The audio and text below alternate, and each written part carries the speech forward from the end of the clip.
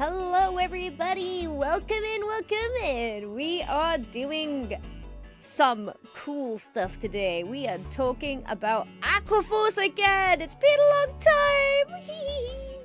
But yes, we're talking about not common right Aqua, that'd be crazy. But we're talking about Power Rangers Aqua, something that we have created as a group. But it may not be Power Rangers for much longer. But we'll get to that at some point. Yes, we're talking about Aqua. But yeah, give me a few more minutes and we'll be right in there. Sorry for the delay. I had a bit of a time where I had to do something. But we'll be right back. Wait, is that a nostalgic shadow? Hello! Welcome in, Oh my god! How are you doing? How's the post-con blues? How is it? For me, I'm struggling. But we're getting through it, bit by bit. Hope you're well. Give me 2 seconds and I'll be back proper. Space Gavard Aqua. Not quite. And hello, Banjo, too. Oh my gosh. Hello, everybody. Hello. And hi, Karex. And hi. Oh my god, so many people. Hello. But yes, give me 2 seconds just to work one more thing out, and then I'll be right back. Was a bit tired on the train back yesterday, but I'm slowly getting back into my routine. Dude, like, oh, I was feeling it yesterday so bad. I was not okay. Actually, I'm in chatting mode. Oh, it's fine. Let me just get into a thingy mode. But yeah. Hello, everybody. Hello. Welcome in. I hope you are well. We got stuff to do today. We're aquaforcing today. And for those who don't remember what Aquaforce is a fan-made creation that we made as a group. It started off as a panel at PMC 2 years ago, and now we're here talking about it again. We did it as a panel 2 years ago, then made it into what we have today. And basically, I've had this craving to talk about it again. And yeah. No friends today? No, it's just gonna be me. Just gonna be me today. Yeah. Well, I hope you have a good stream. Thank you so much. But yeah. Hello, I'm here for lore.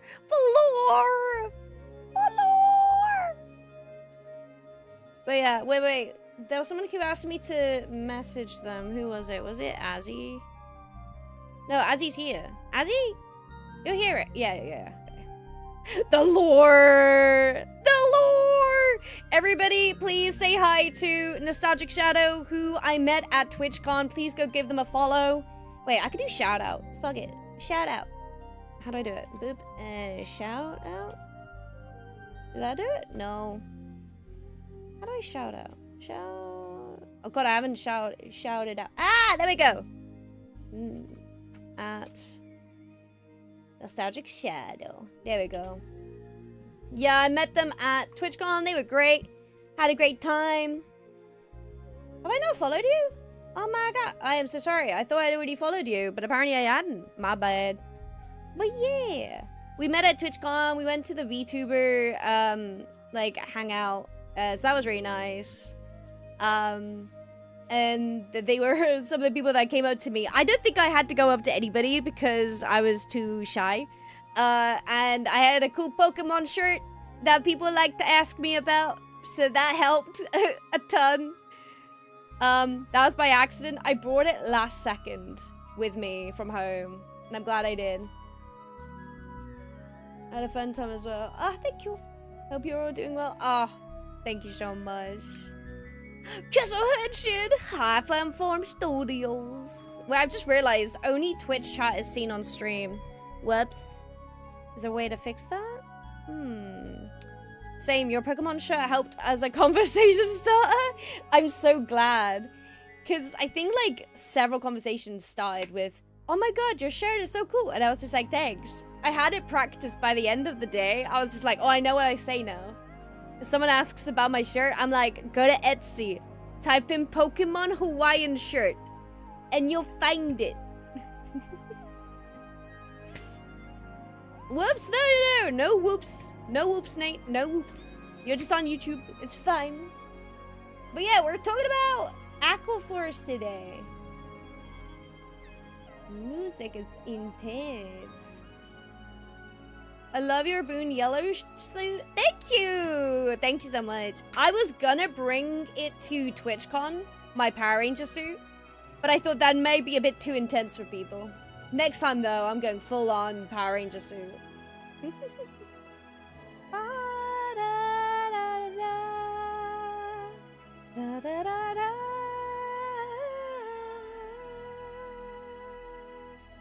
Damn.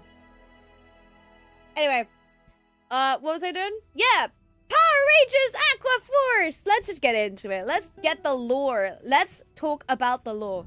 Oh, by the way, Nostalgic Shadow, are you ready for the gayest Power Rangers show ever?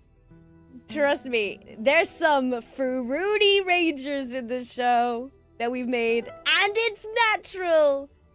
Because it's very natural. You don't know how gay the natural world is until you research it for a Power Ranger show. Wait, what's this for? Okay, let me introduce this to you guys. Boop. Hello everybody, welcome. We're gonna talk about Power Rangers Aqua Force. I don't know why this turned into ASMR, but it has. That's the wrong camera. That's the right camera. Hello everyone and welcome. But yes, we're talking about Power Rangers Aqua Force, or Aqua Force for short.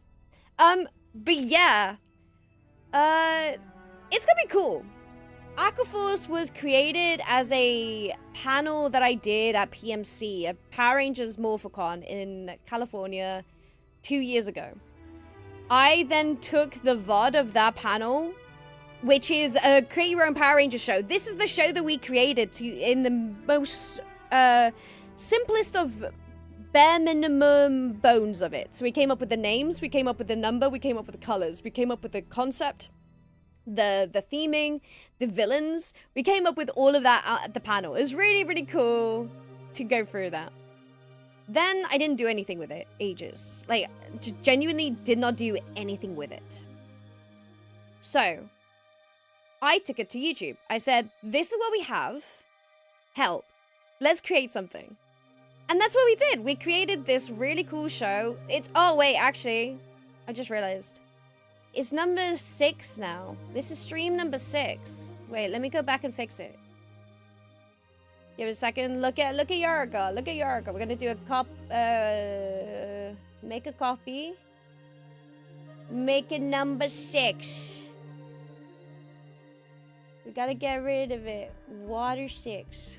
Water 6. Oh no. Is it not gonna give me the big 6? Paint 6. There it is. Cool. We got it. There we go. We did it. Aqua Force number 6 stream. Woo! But yes, let's present and get into it. So this is stream number 6 where we're actually talking about it. Where's our lore? We're gonna do it. It's here. It's here. Let's get into it. So the world. This is what we've created so far, and what we're gonna continue to make afterwards. And I have a question for you guys at the end. So we're just going over the lore. It's been a while.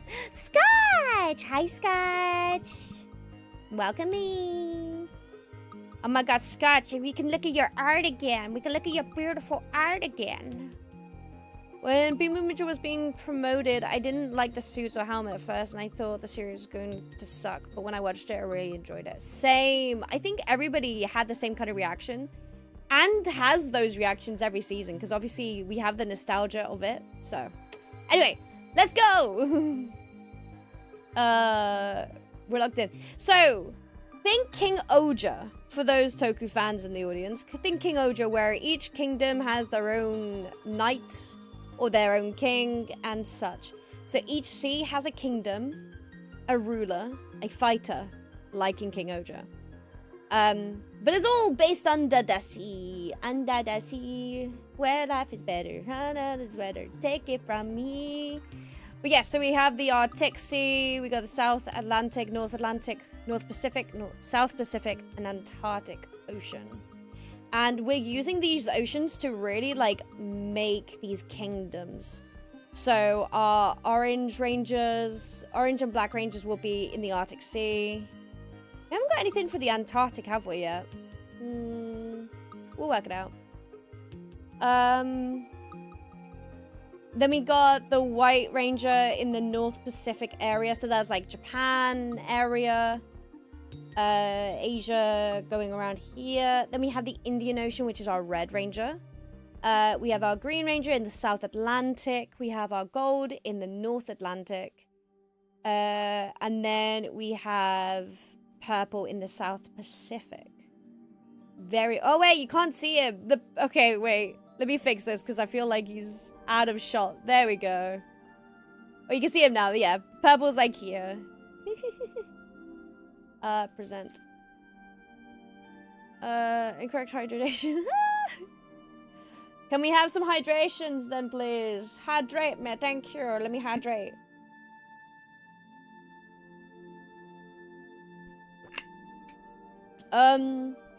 I know this isn't plausible, but my mind immediately went, what about the Astral Sea?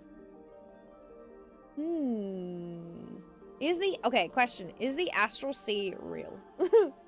What is the Astral Sea? Let me have a look. Astral Sea. Oh, it's a Dungeons and thing. Okay, Dungeons and Dragons. Yeah, Aquaforce kept all the rangers hydrated. If it's hydration you need, it's hydration you get. Everyone have a drink. Because of... Oh my god, we need to have a hydrate meme in this. I'm going to hydrate twice because of that. It's space. Well, ironically, there is a sort of element that we can do with that. You got tea? I have gamer subs, which is the first time I've ever had it. Was from TwitchCon, and I really like it. I got quesos flavoring. I don't remember what it's called, but it's quesos one. Anyway, so each ranger is in charge of their own kingdom, if that makes sense. Love that. The Sea of Tranquility is a real place. Oh, I hope so. Want some gamers about to just code as well? Yes, nostalgic shadow. Me too. Yes, we're in it together. The Queso's nuclear bombsicle. Yeah, that one. It's so nice and sweet, and it's yellow, which I didn't think it was, but I'm very, very pleased. Anyway, so each sea will have, or each ocean will have their different ranges, which makes sense, and there will... I'll keep an eye on the Astral Sea. But think about it in this case. Imagine the world has gone through years and years and years and years of global warming. This is like 100,000 years in the future. If the world even is still exists, right?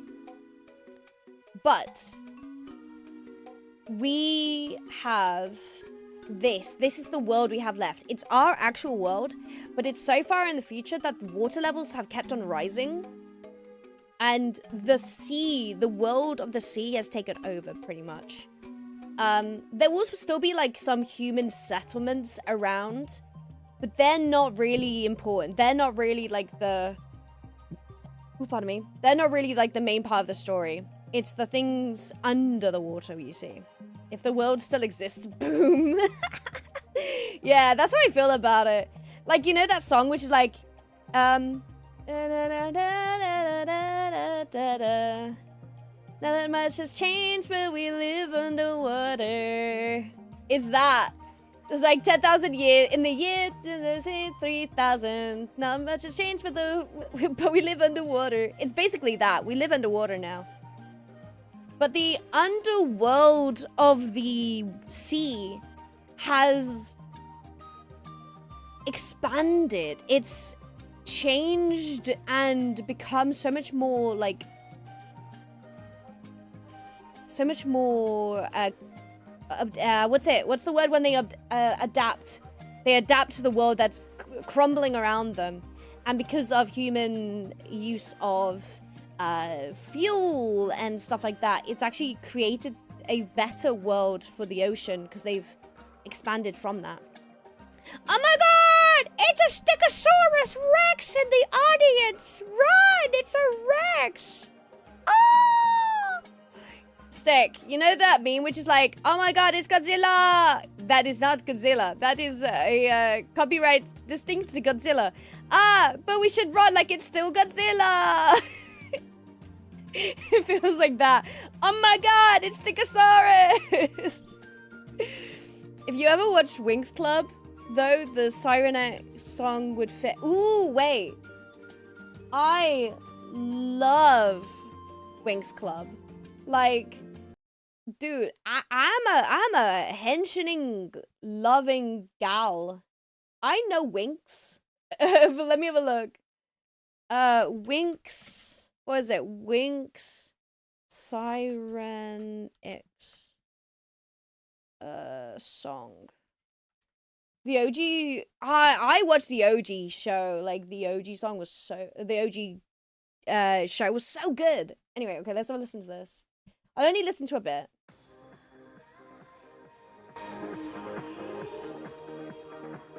Ooh.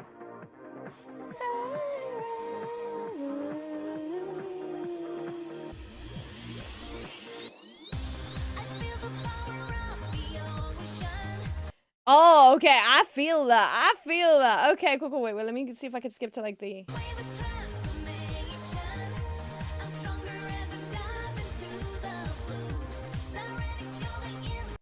Oh my god. Okay, okay. I see it. I see it. Cool, cool, cool. I like that. I like that a lot. Cool. I love that though. Love that though. I can't wait to see them meet the characters then. Okay, so, years in the future, this is what Earth looks like. The world of the undersea has taken over, pretty much. There are human settlements around, like Los Angeles will probably be a huge one, ironically, or above there. Miami's underwater. London's gone at this point. England is gone. There's no more England left. A lot of Russia's gone. A lot of Asia's kind of gone. A lot of, oh my god, Australia and New Zealand gone.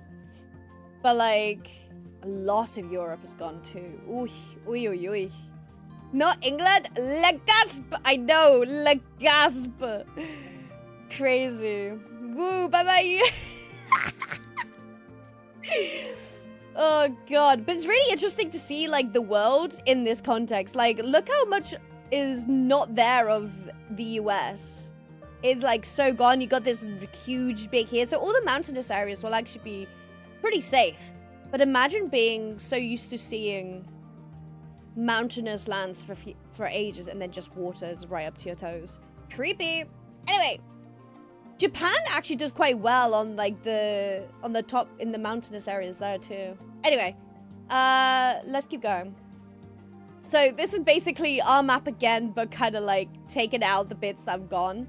It's a very crude map. I get that. Don't mind it. Don't look at it. Don't look at this map, guys. I'm embarrassed. But like, yeah. That's kind of what it is looking right now. Let's have a look. Okay, cool. We don't need this anymore. The suits. Oh, and you guys... Let's just have a look at some of these suits. So the OG suits were created by, like these ones here, which were the ones we got straight off of the panel. Great. Genuinely gorgeous. And we have all of these different suits, so let's have a look at them all. And the helmets. Oh. Oh, so pretty. Okay, so first ever created stuff was Klutz Arts.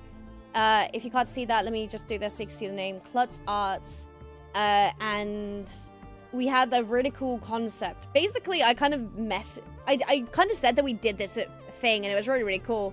And people asked me for the concept. And Klutz Arts made this concept for us. And it's really cool. I really like it. We also have Spadas, making these beautiful designs as well, adding like elements of their culture into the suits as well, which I adore. I love when there's like additions, like a cape or a scarf or things like that. But yeah, really cool. We got some more like concepts as well. So we got like the sort of like the Japanese elements coming in as well. So that was the designs. Oh yeah, and then also the 6th and 7th Ranger 2. Looking really cool.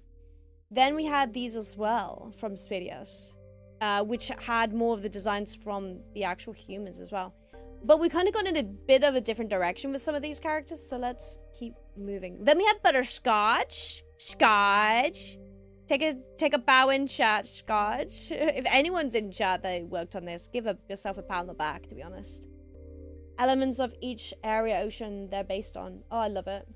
Do not perceive the map. Yeah. Who's the swole boy? Oh my god! Stick, I'll tell you who the swole boy is at a later point. Like, don't you worry, we're getting there. Yeah, so some designs from Scotch, which I really liked. Then we have Diggs as well. I think I saw Diggs in chat earlier on. Some more, it was just so nice because we got some like traditionally drawn stuff. Then we have stuff like this. It was just so nice to see everybody like come together for art as well. Okay, but now let's get on to the actual heroes. Let's get on to the actual heroes and the confirmed suits and everything for you guys. So then we had Neo Biohazard come together and combine a lot of the design elements into one design. And this is the Rangers that we have so far. Also, the helmets, I think, are updated. I think they're in the video, actually. I got a better video where I talk about it. But each one has a little... They will have, like, different elements. So, for example, obviously... I guess, actually... White lost their head? It's because at the time I didn't have the thing. This is quite an old presentation I'm finding, actually. Can you cook something just by spinning it? Like... That must generate heat. I guess so. True. Anyway, and we got the White Ranger, the Black Ranger. Or like, sorry, the I won't say too much about that one yet. But we got the Black Ranger and the Orange Ranger as well. Muddy Ranger meets Geki Ranger meets Voltron. Oh my god, such a compliment. Okay. So you can see more of the designs here, though. So White is a Sea Angel. They are the leader. Actually, no. I'm going to skip through these, actually, because they're really nice in concept, but I really want to show you, like, the proper characters. So you have a couple seconds as we go through them, really, to just take them in. I love the Orange Ranger the most, I think. I think the orange one is the most... interesting concept to me because it's a pufferfish. So we got the spikes and we got like the blue outline, which we didn't want to have a blue ranger basically because we were worried that the blue would match the blue of the water. So we were like, okay, we'll have blue highlights and then all the other colors will be a part of it. But yeah, I just really like everything here. Headless Rangers. Guys, they're just the designs. Let's calm down. Give me a second to get to it. And then we got the Black and the White Ranger. Or Black and the Rainbow Ranger. Orange and Rust. Yeah, it was Orange and Rust. Yeah, you're right. But I really like the idea that each Ranger will slightly be different in design and concept. So they'll have like bigger forms. They'll have like weapons that would match their animal. But we'll get onto that in a second.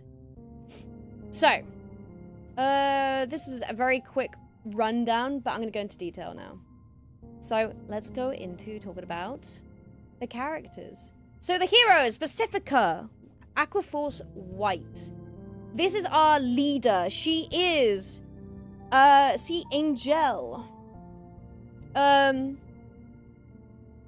Wait, actually. Let me double check something. I feel like I should just rewatch my video because that... Actually, no. Give me a second. I know how to do this.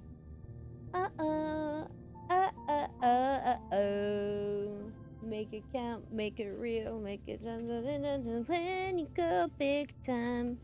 Aqua Force.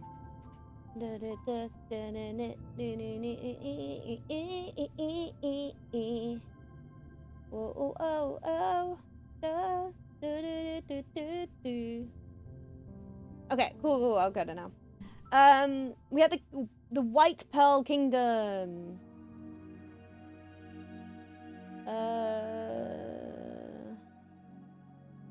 Pacifica the White Aquaforce Ranger. They are a sea angel, and though they may be small and unassuming IRL, have you seen them eat?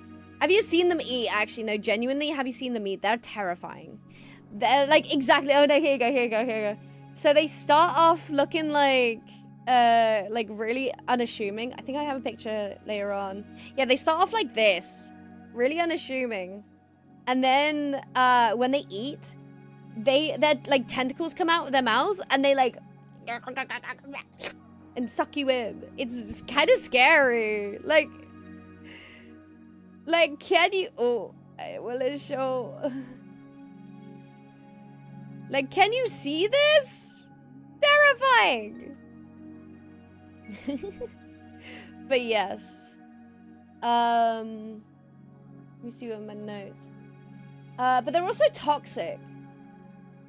But that's really cool. Like some abilities we have for this. I'm really excited about. Did you know that sea angels are actually toxic and quite scary, as I mentioned, when they eat? So though their size is small initially, for Pacifica, they will be unassuming and will actually end up being very dangerous if you push them too hard. It's like one of those kind of characters, if you get what I mean. So Pacifica eats like Kirby, but more horror? Oh no! You're so right! Oh no! Oh god! Just don't push her. Just don't be a bitch. Don't be a bitch. That's all I'm gonna say. But yes. Sorry, I'm reading through my notes so you guys can actually get the best like version of this. Though they may be unapproachable or untouchable due to the toxic skin, leading to their closed-in, cold leadership, it is also because they're still grieving the loss of their father figure, who was the previous White Ranger and previous leader.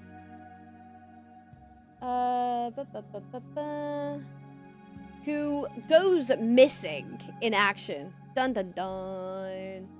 They're also going to be super quick and calculating overall, expecting a high standard and having trust issues. Calling rangers by their colors, possibly as they're trying to remain unattached to everybody. Is that kind of typical character? But there's many reasons. You sounded like Toad from Mario Party when you said, oh no. Oh no! No, the voice! Oh no! Anyway. They're also going to be soon ruler of their kingdom soon as well. So they're pressurized to stay safe, pressurized to keep themselves accountable, and everything like that.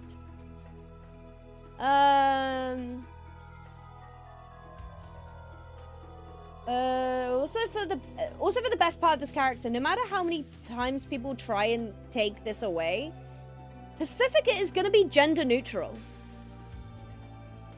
Did you know that sea life is actually gay as fuck? Did you know that? No matter how many times people are gonna try and be like, hey, it's actually true. People say it's unnatural, but hear me out about sea angels. They start off as male, but as they grow, they naturally develop both female and male parts. So by their laws of nature, it only seems fitting that Pacifica will start off male throughout the show, will start to show to naturally transition to female or gender neutrality.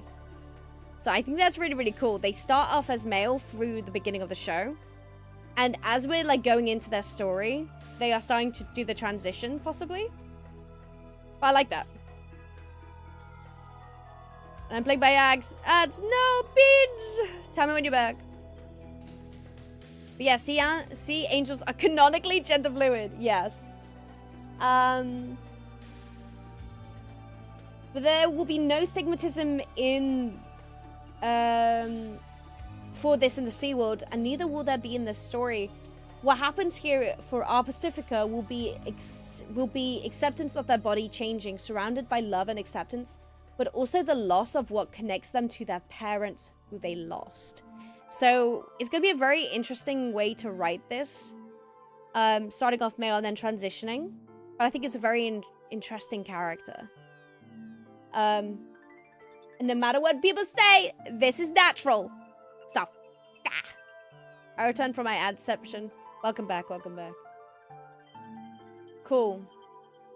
But yeah, I wanted to get that out. Really cool. I love that she's the White Ranger, but yes.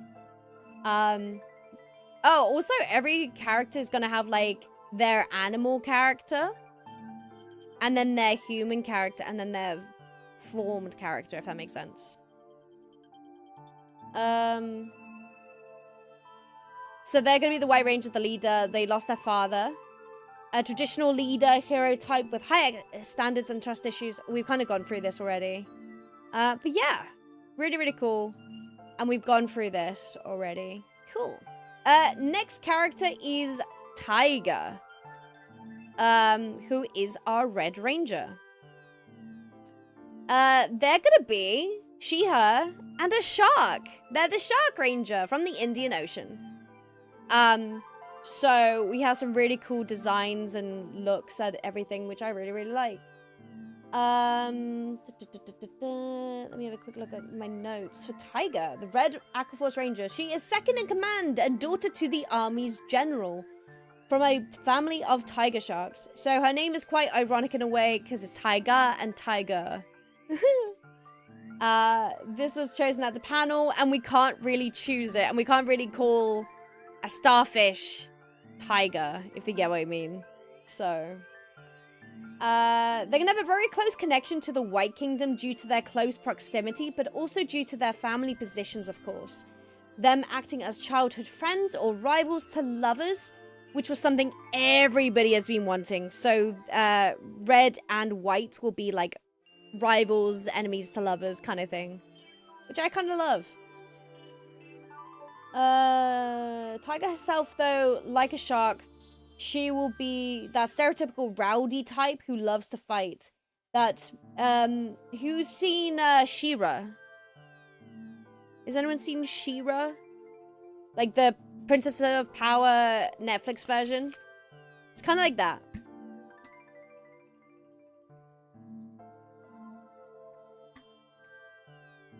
Wasn't there some kind of controversy about the original sword configuration between Pacifica and Tiger?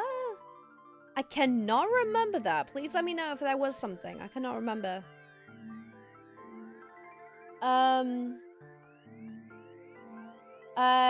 Yes, so she's gonna be the kind of character that likes to fight.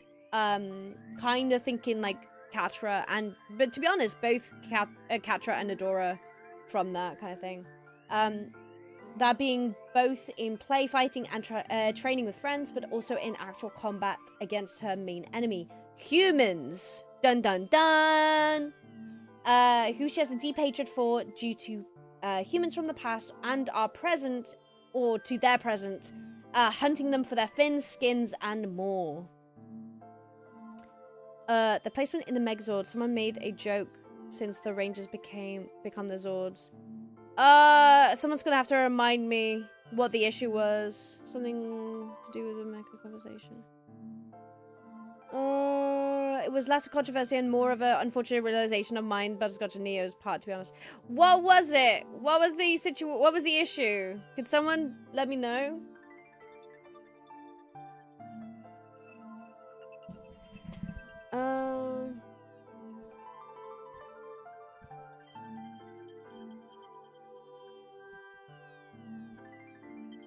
Was there a way to find out? Did someone say? Someone's gonna have to remind me. It was, is it safe to mention on stream? Okay, put it in the Aquaforce chat. Or, like, put it into, like, the Mecha Aquaforce chat. So I can read it. I won't be upset, don't worry. Wait, let me get the Mecha chat up. Here.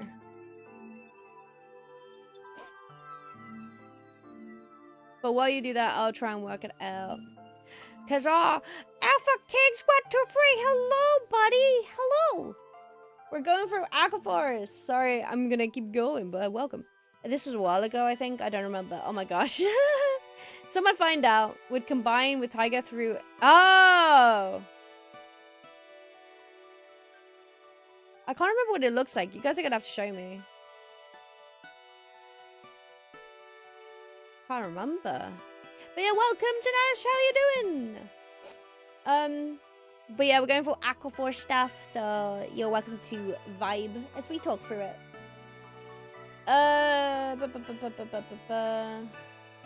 Going into more of the abilities of the shark in her to finish the characteristics.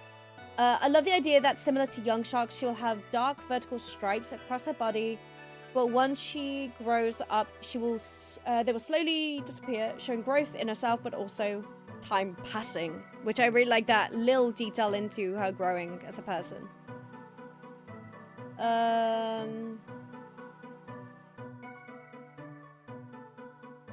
Okay, cool. I think that is everything. I really like this drawing that Neo's done. It's so nice. Anything else? We've kind of already gone through that. We've gone through that. Cool. Next character. It is Ro. Like row your boat. We had some funny moments thinking about like character names and such. But yeah, Ro. So this is Butterscotch's baby. Oh, my baby, beautiful baby boy. Father. But yes, we have Ro, the yellow Aquaforce Ranger. He is a sea dragon, not a seahorse. Dragon. He was designed by Scotch, and what can I say? But what a distinguished gentleman. He is probably British though, and though through and through, and even continental as described by Stream. Everyone wanted them to be slightly continental, so yeah. My deaf nut David Tennant baby. So true, so true. So yeah, this is gonna be in the North Atlantic Sea. It's gonna be more in the British side, so more British. Yeah, we said British, didn't we? English at least. And that's gonna be the golden yellow. Did we say? No, we said yellow. It's a yellow ranger. I forgot. They're technically the yellow ranger, quote unquote yellow ranger, I think. But they're gonna be he, him, and the sea dragon. Yes, yes.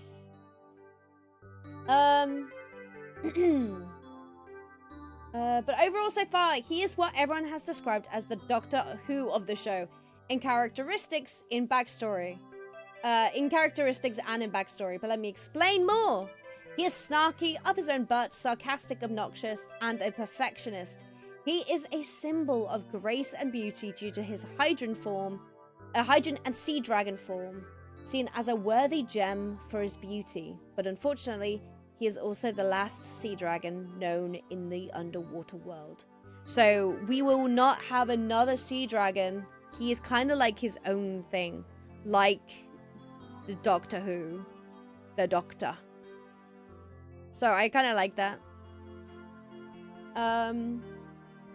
The world explains, that would explain his superiority complex, as he is regarded as precious and revered. But he's lonely and damaged, so he puts up walls of protection around him and his heart.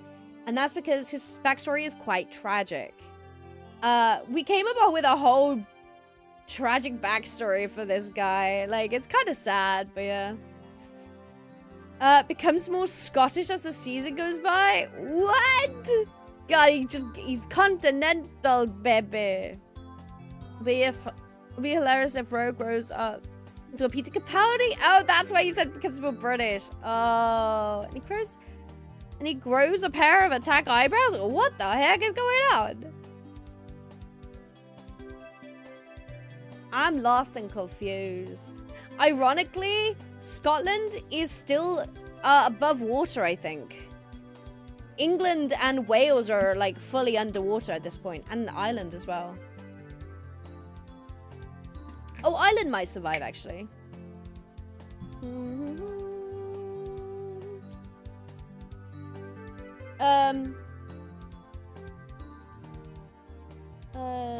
Let's have a look at this. Yeah, so that's the sea dragon. Doctor Who reference. Yeah, this is not Doctor Who, boy. This is literally the Doctor Who reference in the show, ironically. He's English and a little bit of a Doctor Who. What do we describe it as? He's the last of his kind, like Doctor Who, so it is definitely a British reference that we've added in. There's a tragic backstory as well, which I'll quickly go over. But let's go through. I'm just going through the script from the last video because it's good for me to remember. For more on that though, let's look at sea dragons' abilities as it will make sense for some of the lore. For example, for their appearance, they have leaf-like appendages. And though they are beautiful and exotic looking to some, those appendages are actually more used for camouflage. So no matter how much Ro may flaunt and soak in the attention, he has the perfect power of blending into his surroundings. His invisibility. Another fact that will have the human world turning, for both seahorses and sea dragons, they are the ones who hold onto the babies and protect them till they are born. So, crazy twist, huh, but natural. This makes us want Ro, though obnoxious and cold initially, to actually just to be afraid of rejection, so he can be a great dad figure when exposed and forced into that role. Sometime through the series, the team will find a lost child and will have to help them get home. Ro during this time will feel a sense of acceptance and healing after that encounter, as it also heals his past. It's a very sad, tragic story, which is his backstory as well. But it all heals because of this meeting the child. So, can't wait for that. What if Ro's the doctor? Does this mean one of the villains will be a rogue sea dragon who claims to be the master? Well, that's the thing. So let me read the backstory real quick to you guys. Actually, I'll put it on thing. Oh, no, not that one. That one? Yeah, that one. You guys might not be able to read it, so I'll read it. Now, onto the tragic backstory. Grab a box of tissues. I was dramatic in this script. But hear me out. Where seahorses will give birth to all young ones at the same time, sea dragons give birth releasing a young one one by one over 24 to 48 hours, or even a few days. So imagine being born one of the first and having all the attention one day and getting forgotten by the last one. This is us obviously dramatizing it for the character, as most will be independent once born, but hear us out. Continuing on, after the last one is born, he is coddled by their parents and now is the holder of the attention, away from the other siblings. What an attention seeker, the youngest getting all the love. Have we heard about this one before? Or even for those musical lovers, there is Joseph and the Technicolor Dreamcoat. The youngest hated for being loved by the parents too much, so they sold him off. My god. We're doing that basically with this character. The siblings hated the attention Ro was getting, so they will eventually try and get rid of them, or lose them or some sabotage to get rid of them. Sold as a slave or even as a pet. Well, did you know that divers often take sea dragons to keep them as pets in our present day?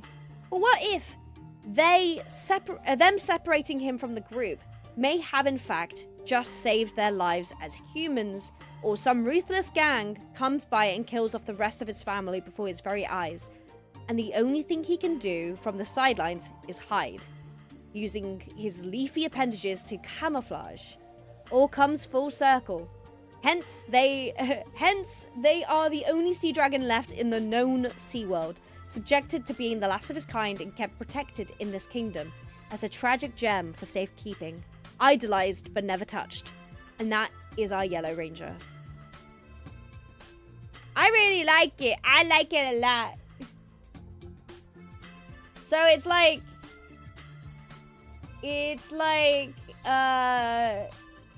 Doctor Who, but also a dash of Joseph and the Technicolor Dreamcoat, which I kind of like. But yeah, let's move on. But yeah, just a close-up of this shop from Butterscotch. Gorgeous art. We appreciate. But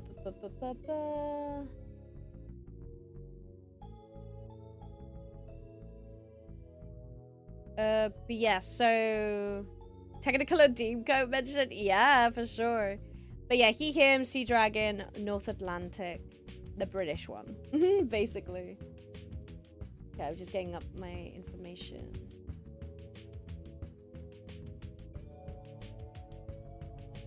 We've gone through all of this, and now we've gone through all of this. Okay, the Green Ranger! Green Ranger! Okay, so Mist is our Green Ranger. They are Transmask, Electric Eel, Mist or Misty, I think is what we're gonna call them. But yeah, this is Mist. But yeah, let me read out Mist's information. As we have learned how gay and ruthless the ocean world can be, this kingdom's ranger has another sad origin. Mist is the green Aquaforce Ranger, the electric eel of the team, known as the engineering airhead, who is often not on this plane of existence for communication. They live in the farming kingdom, yes, but with their electric charge abilities from the eel form. Everyone on stream wanted them to be one who loved to invent things, an engineer who wants to help the kingdom he was adopted into when he was found lost as a young hydrant. A big fish with huge ideas surrounded by smaller fish with different ideals, inspired by electric eels being surrounded by smaller fish, or a mini posse out in the deep sea. So we're really taking a lot of like traditional, actually like natural worldly things that happen in nature and putting them into these characters, which I really like. Going back to this. But that won't stop Mist from working on hydroelectric and energy sources to help out where they can. The rest of the kingdom does not understand the need for this energy, but some are happy with the help. Mist, trying to give back to his community, is hyperfixated on this, causing some to be annoyed by him. He may be the weakest in the fight, but he has a heart of gold and a mind of Einstein in a way. Oh, but more for the specific eel powers and abilities. Electric eels are not actually eels, but are actually closely related to catfish or carp. Did you know that? That was crazy to me. But yes. They also have poor eyesight and are even more night owls than you would think. Due to this, we decided that Mist will have goggles on and will be partially blind, but with their inventions, they can work around it and will definitely be a night owl of sorts, creating things at night while the rest of the team rests alongside another companion of theirs called River, but we'll talk about River in a bit. Not blue? The not blue. Yeah, the green one. A few more things for Mist, then we'll move on. One electric eels can apparently jump out of the water, so this works hugely for when they jump out of the water for the mecha fights possibly, and allows for maybe a sort of propulsion or even a common rider kick maybe, which I think is really, really fun.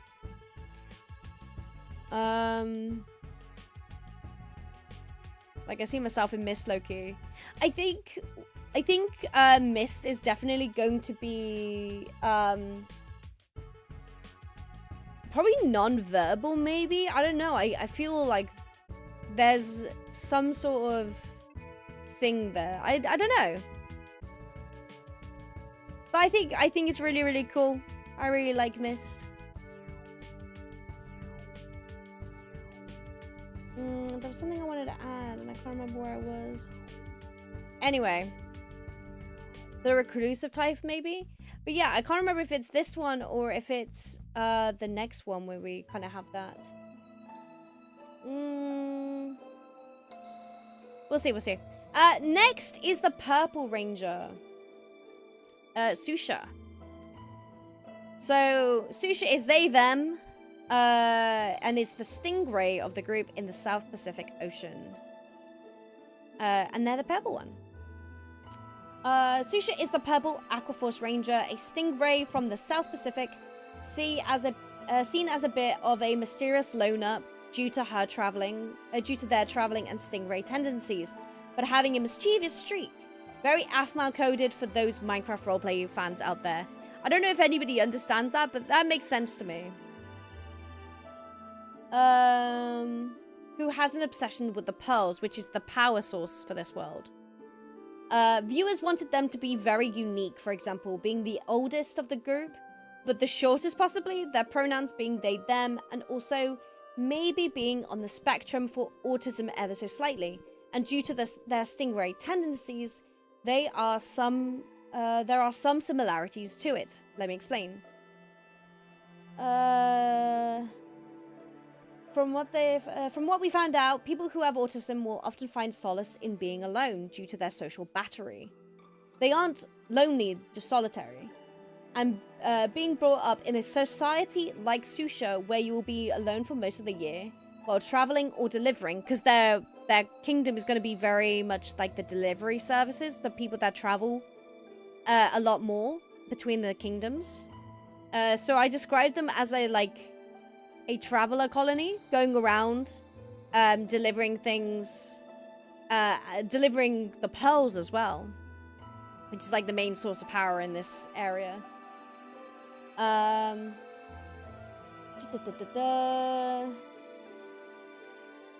They enjoy being alone, but do desire that social connection and friendship with those they know or meet on their journey. Similar to stingrays who are mixed socially, ranging from mostly solitary to very sociable. Being independent for most of the year, but migrating and mating in massive schools, like in Finding Dory, if you needed an example. Susha yearns for that sense of belonging and accidentally becomes a ranger when transporting pearls, possibly as it heard their cry for that connection. So in a way, becoming a ranger is a dream come true for them, as they wish for that connection with the team, and maybe hyperfixating on the pearls themselves, but now also a slight curse, interacting with others who are very different to them. A kingdom of merchants and porters? Yeah. Definitely. The rest of the team are so loud and socially contrasting. However, with their similar goal of saving their friends and home, it's a shared interest that connects them all and helps Susha through their struggles. I love this idea for this character, and it makes sense with their stingray tendencies and stuff. So yeah, it's just really cool.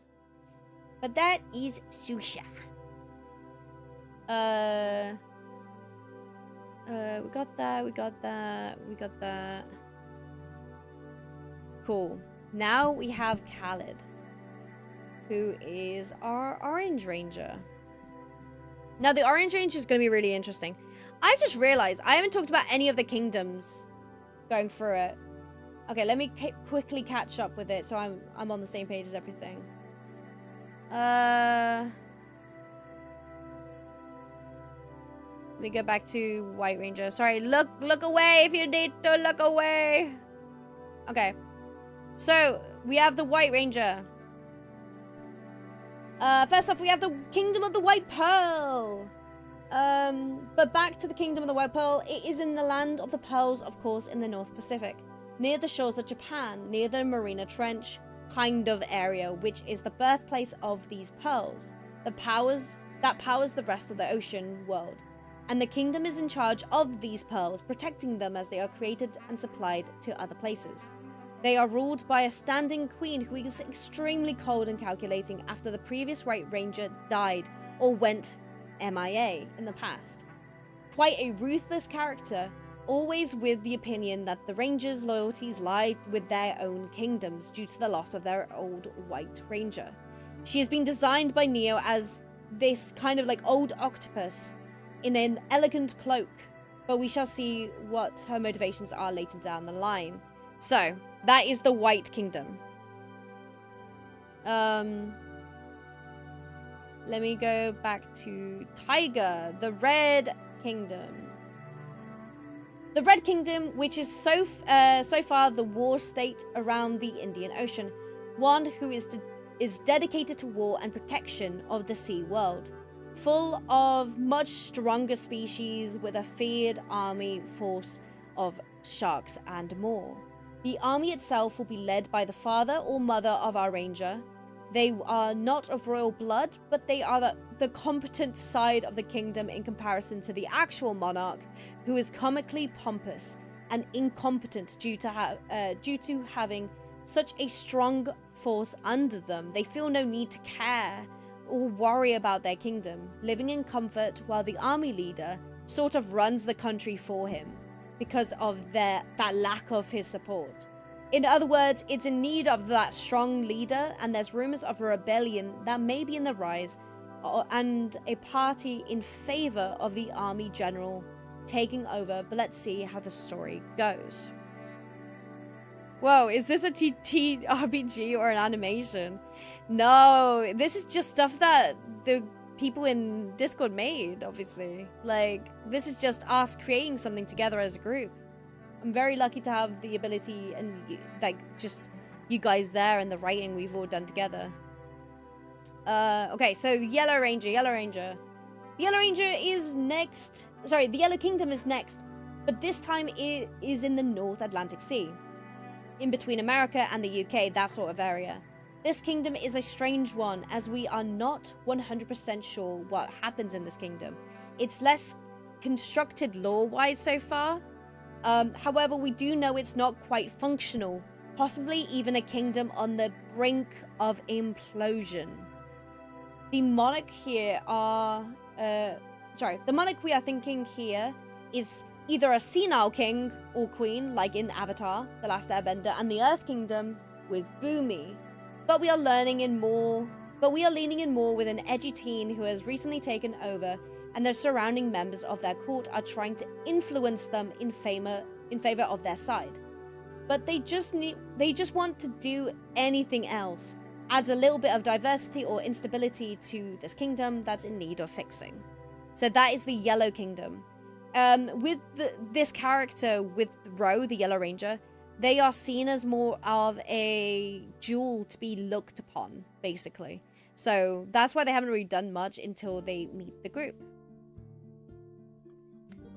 Let's go on to the next one. So Mist, the Green Kingdom. Where is that? Moving on quickly to the Green Kingdom. Oh, wait. Let me see if I can... I'll just put it on this page so you can see them. Moving on to the Green Kingdom, and for me, this one is the Karma Kingdoms, one of the Karma Kingdoms in the South Atlantic Ocean. One of growing and harvesting, a nurturing place that takes in those who are lost and need a home. And their leader is of the same mind, one who wishes not for war, but for peace. A kind old Hydran who wants nothing more than to get to his crops and help his kingdom eat and live. Others see him as an old fool and soft, a liability for the safety of the ocean world, but others respect his mind and listen to his wisdom. Soft, kind, and loving. Sort of like Hachi Oja from King Oja, again, another King Oja reference. We don't have a specific aquatic animal for them yet, but please give us some suggestions. Though the ranger for this kingdom is an electric eel, it doesn't have to be the same species, as they are found and brought to this kingdom. So we need a reference or like an animal for the leader here. We need animals for all of them, to be honest.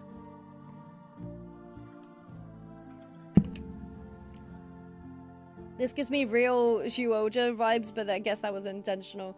Yeah. So it's all animal-based, but they each have a human form, an animal form, and then a suited form. But yeah, this is the Green Ranger. Okay, Susha. Let's have a look at the Purple Ranger Kingdom. So the Purple Kingdom is one of the favorite kingdoms we have come up with so far. Situated in the South Pacific Ocean.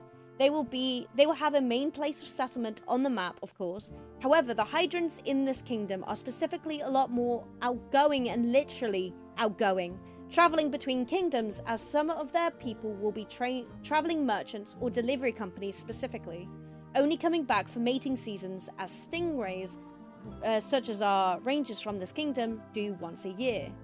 But they also come back and forth to trade between kingdoms, dabbling in distributing goods, but also helping the pearls being taken to the different settlements, hired specifically by the White Kingdom for this job. I see the leader of this kingdom as charismatic, jolly, and a great tradesman, getting good prices for everyone and being very good with customers. A businessman through and through who knows his worth. A father possibly to the ranger, but we'll see where the story takes us. But onto the rangers. Oh no, and then it continues. Green King sounds like a guy that will let you be right up until you do something to truly hurt his people. And then he just eliminates the threat as hard as possible before returning to being peaceful. I kind of like that. We have a lot of leaders that are kind of like, we try to make them so different. So for the Purple Ranger, we've got a jolly guy who is in charge of deliveries and stuff. But he's kind of like a bit, he's a salesman, so he's going to get you on his good side. Then we got the peaceful Green King, who is very kind and loving. Then we got the Child King in the Yellow Kingdom, who doesn't really know what they're doing, but just wants to do anything else. Beware the wrath of a gentleman. True. For some reason, my idea is that the Green Kingdom leader is the benevolent humanoid system of Coral. Damn! How does Coral kill, though? Gotta think of that. It's gotta be an animal or a creature that attacks, but is peaceful mostly, I guess. I don't know. Okay, so let's move on to Khalid. Demons fly when a gentleman goes to war. Damn. We got some quotes in chat right now. What is happening? Cool. So, Khalid. Let's talk about the Orange Rangers Kingdom first then, because I think it'll be interesting to do it like that. More Doctor Who references, yay! Oh my gosh. Cool, so the Orange Kingdom. This is the extra ranger, so this is the 6th and 7th ranger. Orange Kingdom is one part of the Atlantic Ocean. This is a very different kingdom situation compared to the others. No one really has heard from them in many years. We won't really even talk about them for a while in the show, like many 6th Ranger situations, but there is a reason for that. This kingdom, many years ago, was actually part of an initiative organized between a group of surviving humans from above and the newly formed Hydrants down below in an attempt for peace. A safe space for humans, similar to Groggle's Paradise, which we'll come to later, but with the intention of bringing both sides together. They actually welcomed humans into their kingdom, but as humans do, they brought an industrial setting to the kingdom, and this set off the warning signs for the rest of the Hydrant community. Pollution got worse, and with this experiment deemed a failure, but the Orange Kingdom refused to budge on the community they've created. They were cut off from the humans and from the rest of the ocean, shunned for what they attempted, and scorned for their stubbornness. However, as life moved on, their kingdom did not die, but developed into something different. the humans and fish cohabiting and adapting to be a combination of the two. When we enter that part of the world, which is one part of the Arctic Ocean, we enter a society combined the most between humans that stayed below and the fish left behind, ending up being led by our own Orange Ranger with a vendetta between both the top and below. This was an idea I loved from the get-go, and as a typical sixth, they start off as a difficult ranger to recruit. Let's introduce you to Khalid. So, Khalid is our sixth ranger. He is a combination of human and pufferfish. One who grows in size due to his fish side, or like All Might and Seven Deadly Sins Escanor when angry, and reverts to a smaller human when relaxed, having spikes as freckles and spiky hair to match. He is the leader of his own kingdom, which hasn't happened yet so far in the team, as he has had to step up to the plate to keep their community going, but is supported by his own helper or minion called Poof. His brother, more pufferfish than human, but we will talk about him later. For now, let's get into some pufferfish characteristics that we think fit Khalid well. The gentle giant? Yes, for sure. He's definitely a gentle giant. And we love him. We love him for it. So this is the big guy. This is the big guy that we were talking about before.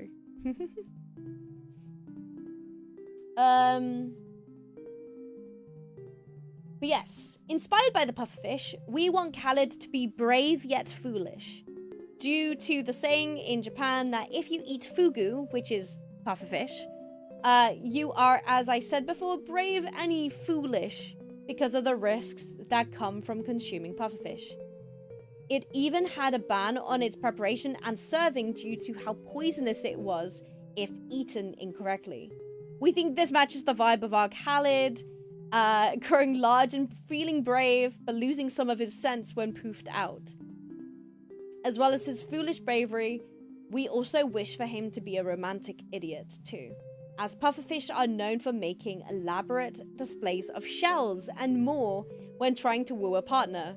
Hence, his characteristics, the romantic fool. Oh, another thing. Did you know that baby pufferfish are actually cannibals? Yes, in a way, Khalid and Poof actually probably attacked and ate their siblings as babies, hence there are only 2, or maybe 3, we don't know yet. But hence why his brother Poof has been added already into his kingdom as a named character. Though he may have a bite out of an ear or something similar, they joke about it as siblings do. Oh, but also, final note, I don't know if I have this note. Probably, I don't know if we'll use this bit, but apparently dolphins use pufferfish to get high. I don't know if you guys needed to hear that, but yeah. If this was played in a TTRPG, this 100% would be either the fighter or paladin type. Maybe. Can I interest you in a love shell in this trying time? Oh my god, I love it. I think I heard something about that. That's so funny. Yeah, it's weird. I don't know why they do that, but they do. Anyway. But yeah, so this is Poof. This is our Poof. I kind of like Poof. I think, yeah, Modman made Poof, and I was just like, Poof is part of the kingdom, buddy. Don't you worry. Poof is part of it. Bard of the Seas. Oh my god. Hi, Crimsicle. Welcome. Dolphins are just bullies that get away with things because they're cute. No, so true. But that's why they're kind of already involved in this, but in a bit of a villainous haze. There's a character from a show I watched once who, in his time, they would leave citrus fruits in the rooms of the person they want to ask out. When he goes back to the past, he keeps doing it, much to the confusion of everybody else. Oh my god. Feels like something Khalid would do with the shells. No, for sure. Though he's like the new leader though, so he's been leader, let's say, for like 10 years. The himbo, though. Definitely King Oja vibes with Hachi Oja though. For those who've seen that. Anyway, oh yeah, Escanor as well. When pufferfish making those elaborate nests, one of the brothers should be an interior designer. So true. So he said like there's like one or like two of them or three of them. I want there to be like either like a trio, so they're both gods, but they're in like in Tangled, you know, you got the guy who's like, and they like unicorns, and he's like the tiniest unicorns. But there's like the big giants and stuff. I think that'll be really fun. For April Fool's Day, Khaled just gives everyone a shell and they have to just stand there in confusion. So true. It's a huge crush on one of the others, but he's unsure how to approach, so just leaves shells. Oh my god, that's so funny. Oh, we do actually have a Balkan Skull edition, actually, so hopefully we'll get to that. But yes, you say about that he gets a crush on someone. Well, let's just say that there is someone who may have his eye already. So this is Nautilus, the Black Ranger. So the Black Kingdom doesn't exist. It's a ghost town in the other part of the Arctic Ocean, destroyed and abandoned thousands of years ago, maybe even close to the creation of the Earth. Frozen over and kept hidden under the North Pole ice. I'm just gonna say, this music came out at the right time. There's a lot of mystery to this kingdom, but what I can share with you all is that this is rumored to be the land of Cthulhu, or even the gravesite to Cthulhu, in fact. The music is Trovis Bog from Metroid. Yeah, there you go. Thank you, Metroid. You did well. But yes. Let's go into a bit more into Nautilus, though. So, let's move on to the Black Aquaforce Ranger, Nautilus, who may or may not have some connection to the real final villain. He is an octopus and corrupted with toxic oil, hence the black design. But without any memories, not a lot can be shared about his past just yet. You just have to wait for that. All he knows is that he has a little companion named Lulu, who may be the embodiment of cute, but deadly. The intrusive thoughts manifest into a plushie-like being. Lulu follows along and reports back to some dark entity while pleading innocence. But, come on, you can't say him... Oh, wait, where's the picture of him? Where is he? Well, you can't say no to such a cute little face like this. This is Lulu. Lulu's a cutie. But something shines from within Nautilus as he has been brought into the Orange Kingdom and encounters the Aqua Force. Something sparking fleeting memories of old. But till more is revealed, I'm going to keep it quiet. Also something that I want to add is another gay thing. Octopuses can be gay. Octopuses can be gay.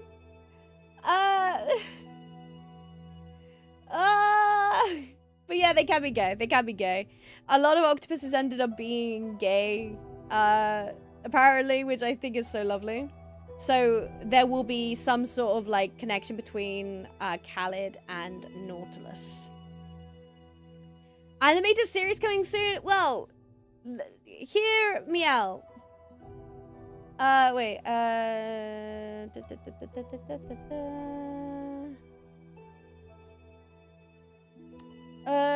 Okay, here's a question. Do we want to pause here? Oh no, not pause here.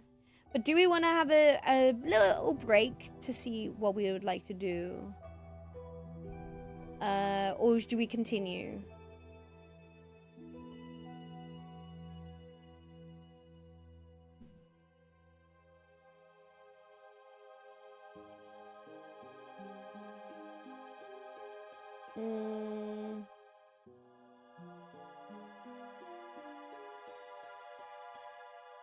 Let me just check something.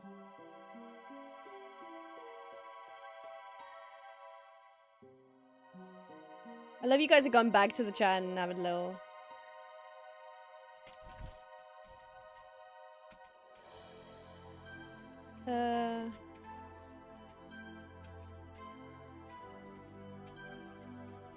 Okay. Someone might join us in a second for this chat, but I guess the question is, what do we want from Aquaforce, if that makes sense? Like, what is it that we want to see with Aquaforce? And to help us with that, we have someone joining us. Let me just get them up.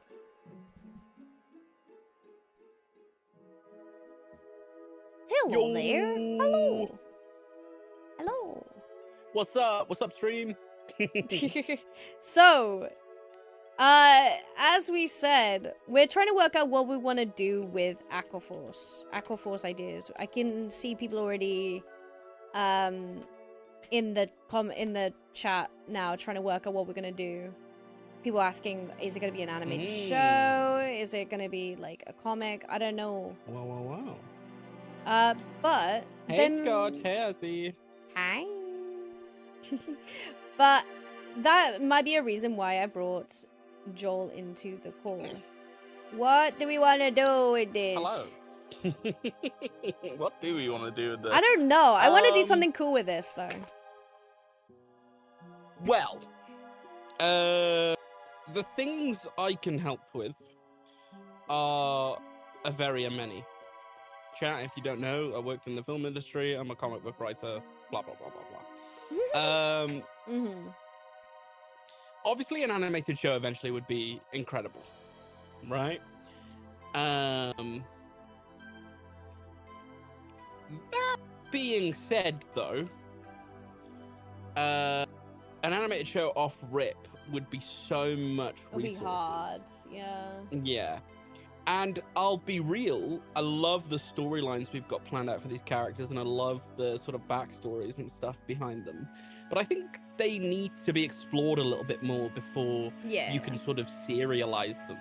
There's a difference between like indie storytelling and serialized storytelling. Yeah.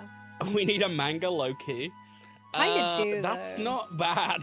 That's not a bad idea, honestly. I'm gonna put it in the ideas. Manga. A manga would be cool. I mean, realistically, all of these characters are from different places, correct? Yeah, so different kingdoms. Underwater kingdoms. Yeah. Basically, every sea that we have now, so like the North Sea, the Atlantic Sea, the Pacific Sea, they're all different kingdoms. Yeah, I'm. By the way, chat, I'm pretty aware of Aquaforce. I've been a part of like 2 streams and also like watched a video on it. But I'm just gonna double check my info. So there is absolutely scope within the world to tell localized stories about just singular characters instead of the full team. So maybe that is probably scope-wise the best bet, to pick some characters out and give characters projects. Yeah. So being like, oh, hey, a manga would be cool. What character would a manga be coolest with? Ooh, like a comic book would be cool. What character is the most comic book-like? And then there's lots of different styles of comic books. There's a graphic novelette. There's like, which is like your sort of type of comic that is like Watchmen. Or there's like your Hyper Silver Age, which is like a bam, kapow type comic. And then there's also like your postmodernism comics, which are the stuff that's coming out today, where it's like, oh, there's issues of Batman, but in one issue of Batman that you read this month, not a lot might happen, but it's because the whole thing is happening for a 52-issue comic. And they do it chapter by chapter, and the whole story doesn't really make sense until you get to the full volume. Yeah. All I can think about now is Aqua Teen Hunger Force. What is that? Well, it's a cartoon. Aqua Teen Hunger Force? Is it? Am I right in saying it's on Adult Swim? I can't remember. I'm gonna find out what this is. It's definitely it's definitely like an adult type cartoon. Oh, okay. I'm searching it off stream. Oh, yeah, it's on YouTube. Oh yeah, Adult Swim. Yeah. Yeah. Okay, I'm typing that in. Yeah, it's a very funny. Oh. It's a very funny. Oh, I do recognize TV show. it, but I don't think I've ever watched it. Aqua Force for hungry teens joke. God Yeah. damn. Genuinely, like, the type of animation they do in that show is something that would be really, really cute to have eventually for, like, Aqua Force as well. Like, I think if you guys do look into 2D animating this show, like this as a show one day, scope-wise, do not do what I did in the last project I went to 2D animate, which is like go to a company who was like, oh, we're gonna use all the modern techniques to make it look like a modern animation. Like, pick a style.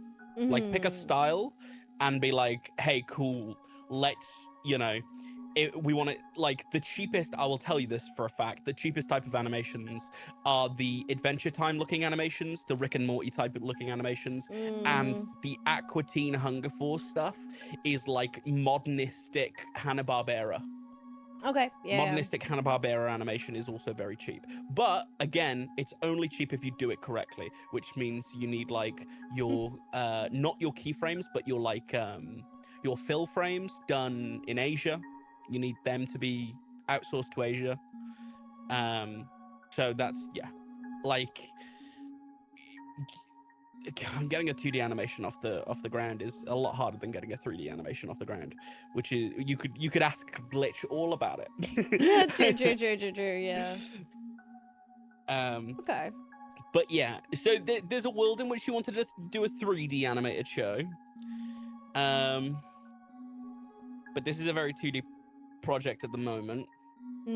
How does everyone feel about 3D? Before I don't think it's a bad thing. Yeah. I'd have to work it out. I have more recently got a little bit more experience.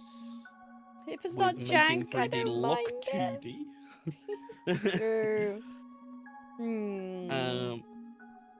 Yeah, because what I would say is a 5-minute short. If there was someone who was a character who you could tell a 5-minute short film story about. Oh, probably it would have to be very much the White Ranger, which is the leader. Okay. So if you can do that in 5 minutes, if you can tell a 5-minute story, then you could get a pretty decent 3D animation. Done by maybe someone you already know. Done by maybe someone who is semi-talented at this stuff.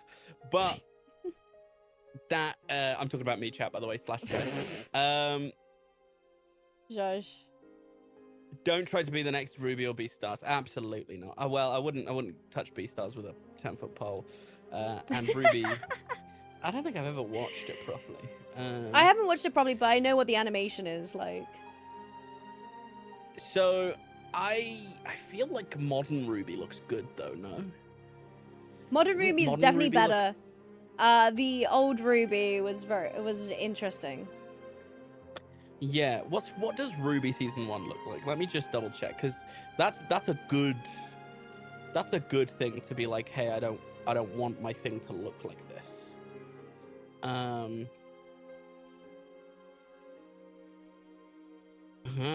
Oh, okay. Well, some of it looks okay, and then some of it looks like it was done in like second. Yeah, life. it's interesting for sure. Someone who is looking for work to add to his portfolio. Hey, I don't even add this type of work to my portfolio anymore. I am a full-time content creator now. I do not work for any VFX or animation companies anymore. I do not confirm. Yeah, I don't work for nobody but myself these days. I am. As you should. Yeah. Yeah, I just big advice, guys. If you want to go into the VFX or animation industry, just understand that you're going to be underpaid and overworked for something that you did love and then will end up hating by the end of that job. So maybe just make your own shit. Sounds great. Sounds good. But with that being said, manga, comic, anime, animated show. These are all obviously great ideals. Manga and comic obviously being a lot more doable currently with the support you've got from the fandom and writing support that you can grab from either myself or some other people. Yeah. Thinking about like multimedia type stuff now though, what are other things that could be webtoons? Webtoons do extremely well for serialization. There is one webtoon. Oh my god, I'm gonna have to find it. Webtoon Fish BL. Pops up straight away. Fish BL? No, it's this one, Castle Swimmer. It's the cutest thing, but it's a little yaoi. We talk about something and immediately it's like, oh yeah, a little yaoi, I know. No, but look at this. Like all the different guys are like all the different fish species are like just humanoid fish species, but they all like they're wait, let me screenshot so you can see this. Because I'm just talking to you. Through the thing, I'm like, look at this thing, and I'm like, you can't see it. I can see it on stream. Yeah, but I'm gonna give you a close-up. So you got like open image and new tab. But yeah, so they're like octopuses. Sexy merboys. Yeah, merboys. He's a shark. They got this little guy. Nice. But it's really cute, actually. I was obsessed with it. I haven't read it in a long time. I have to get back into it. But okay, so I absolutely adore webtoons, right?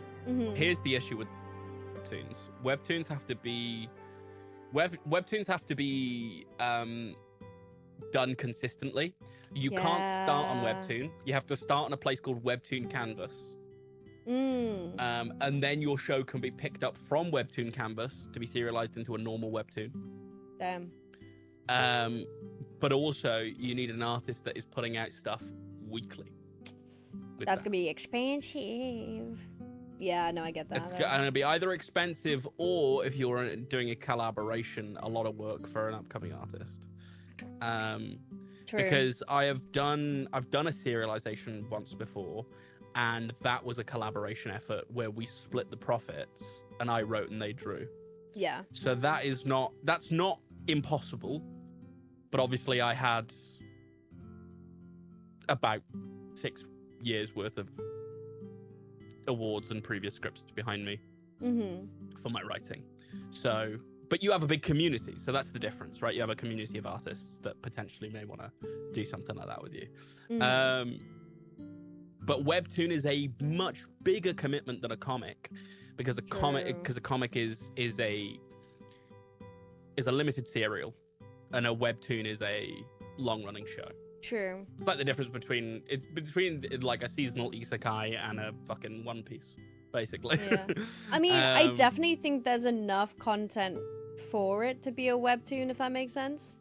But it's just trying to get it done and start. It's trying to get it into a workflow as well. Yeah. Again, all of these things need to be streamlined into something that is a production pipeline, which we'll talk about more in the future, about what the production pipelines are for each of these sort of ideas. Does anyone have anything other than a webtoon? Also, we've got manga, comic, animated show, webtoon. I'm trying to think what other people said earlier on, because people. A stop motion, potentially. You do like puppetry. I do like puppetry, but I feel like that stop motion. I don't know. Stop motion, puppetry. I just woke up. What did I miss? Oh, good. Welcome in. Oh, I said stop motion. Sorry, I was thinking of something else. Apparently, stop motion. There you go. We have webtoon, webcomic. I guess that's the same thing, isn't it? Kind of. Like a webcomic is just a comic technically that is released only online, but most web comics do become mostly released on Webtoon. Yeah. There are other webcomic sites, but but yeah. Basically, the ideal. So this is what I was gonna say. The ideal pathway into a webtoon is not through a manga or a comic. The ideal way to get a webtoon is to write a light novel. Okay. Audio drama's great. You know a lot of voice actors. Someone just said it in chat. Yeah, so I just added it in. Yeah. Audio drama would be good if you want the cheapest option. I have a lot of people in my community who, and just like friends that, do, as you said, are very good voice actors. Yeah. I could never understand who that is. Shut the fuck up. There's also other people. There's loads of them. So I'm very talented. I got very talented friends. In fact, don't even hire me. Just don't even hire me. It's fine. What? Shut the fuck up. Shut the fuck up, dude. Types of releasable media for the pipeline. I think audio drama would be good, but you'd have to get a proper audio engineer for the stuff. But that is cheaper than. Like, my audio engineer for my short film cost, like, nothing. It was, like, I thought it was going to cost way more. Ironically, we have episode 1 already organized with what we would do. Oh, okay. For an audio drama? For the first episode of something where this happens, and it's to do with this character, River, who's, like, the character we kind of follow. You know, like, Haruka? Kind of follow her story a little bit from the beginning.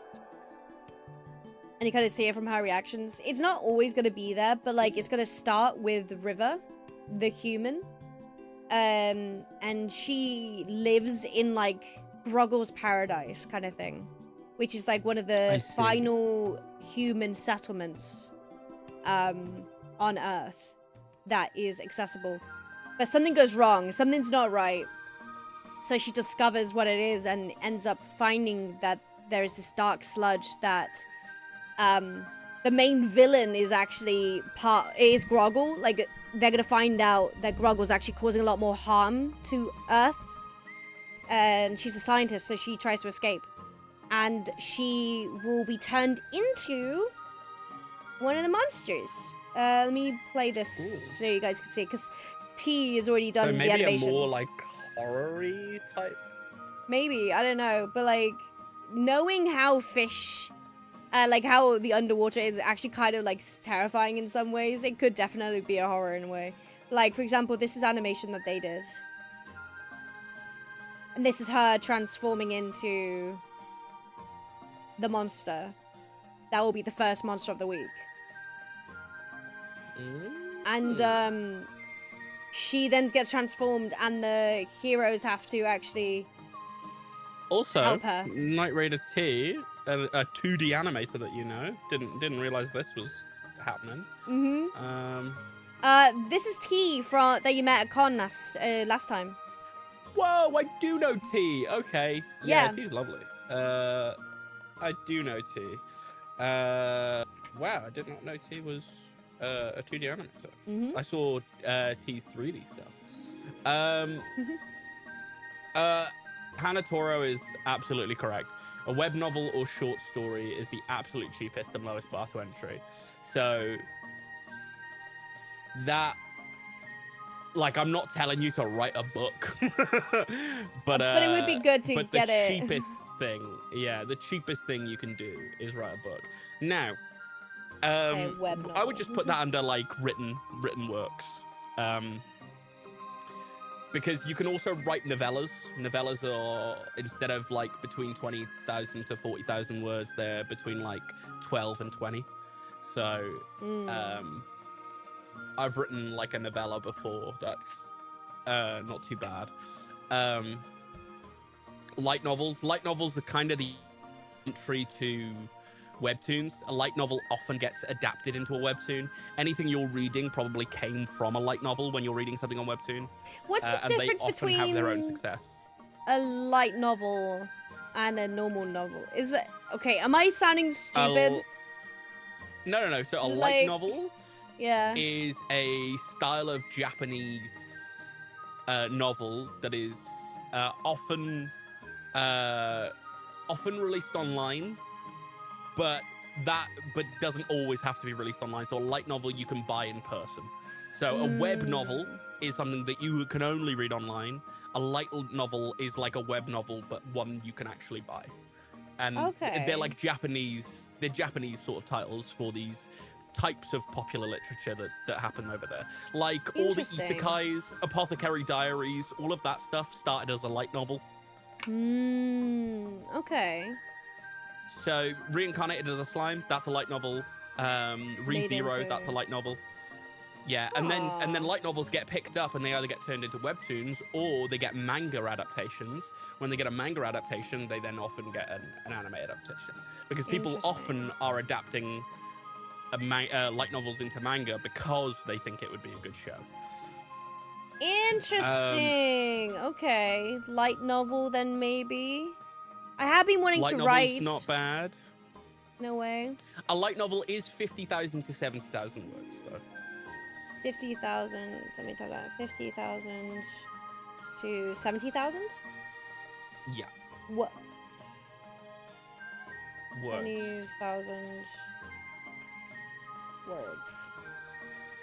And I will say, as a professional writer, my pace is like probably like on an average, if I'm like really, a normal day for me is 2,500 words.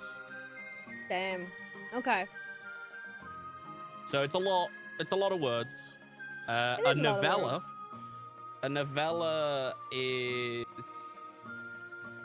Now, what's the difference between a novella?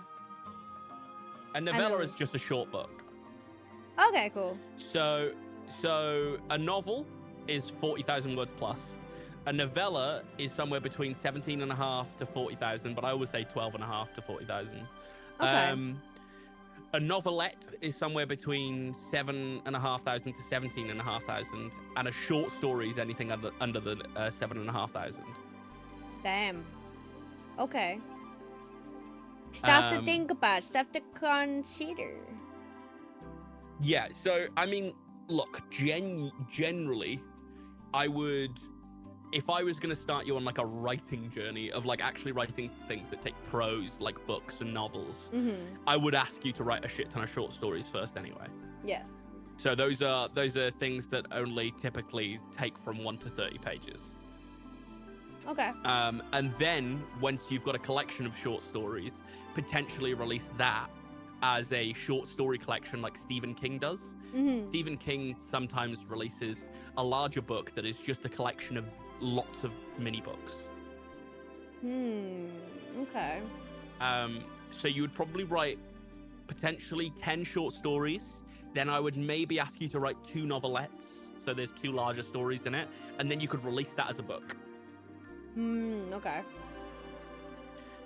Because that is then probably around, that'll probably be around the size of a novel.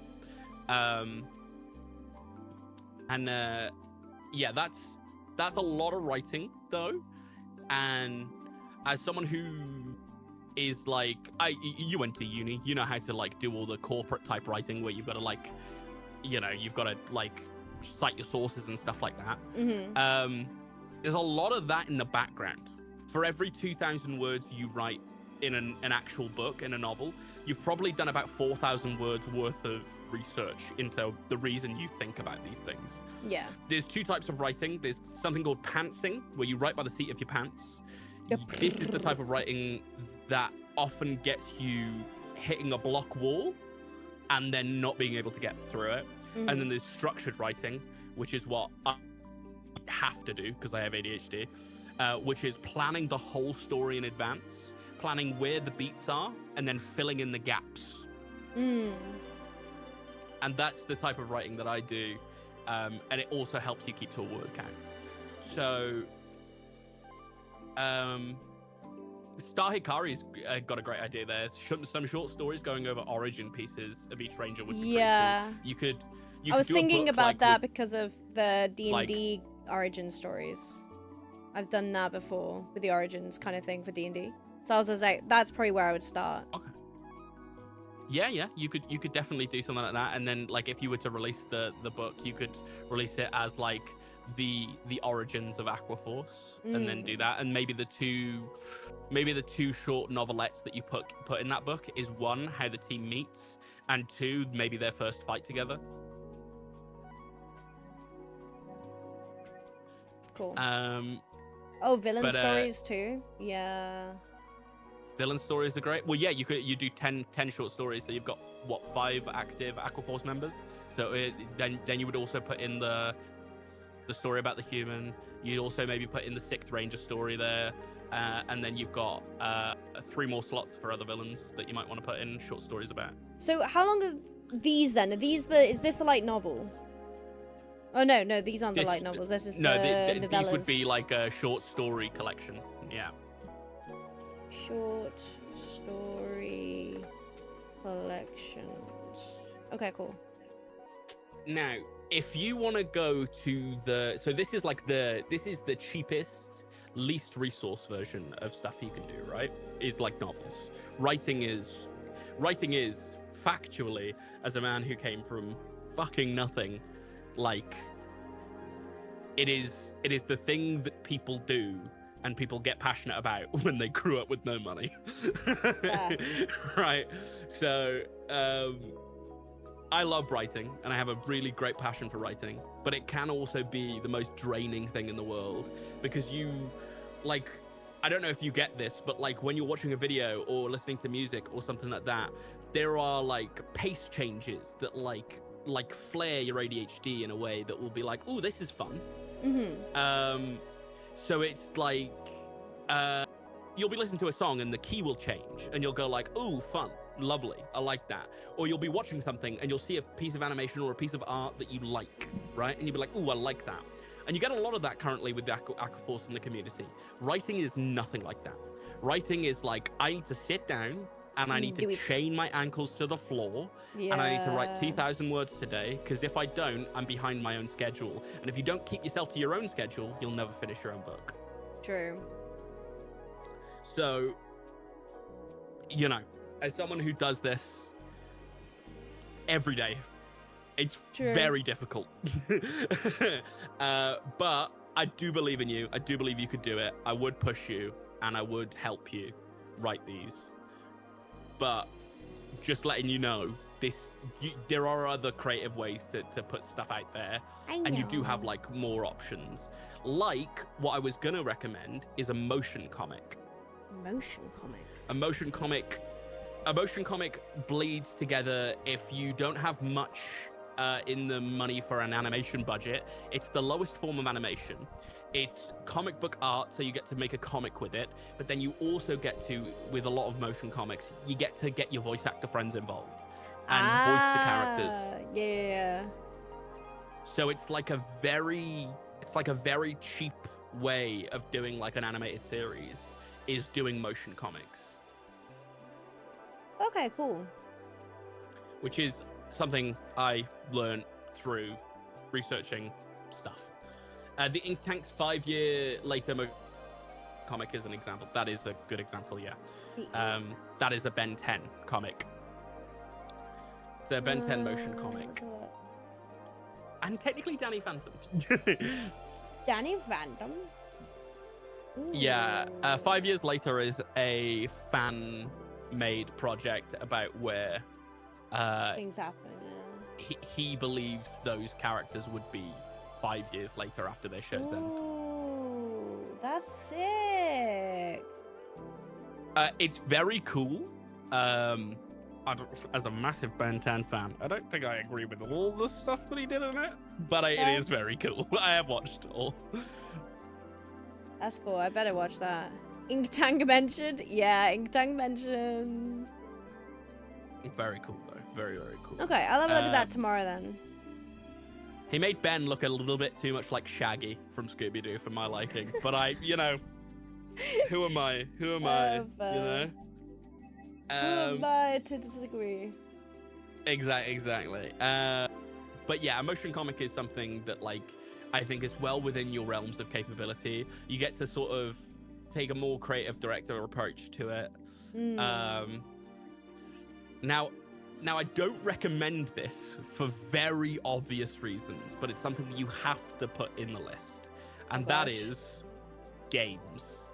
Games. Yeah. Games.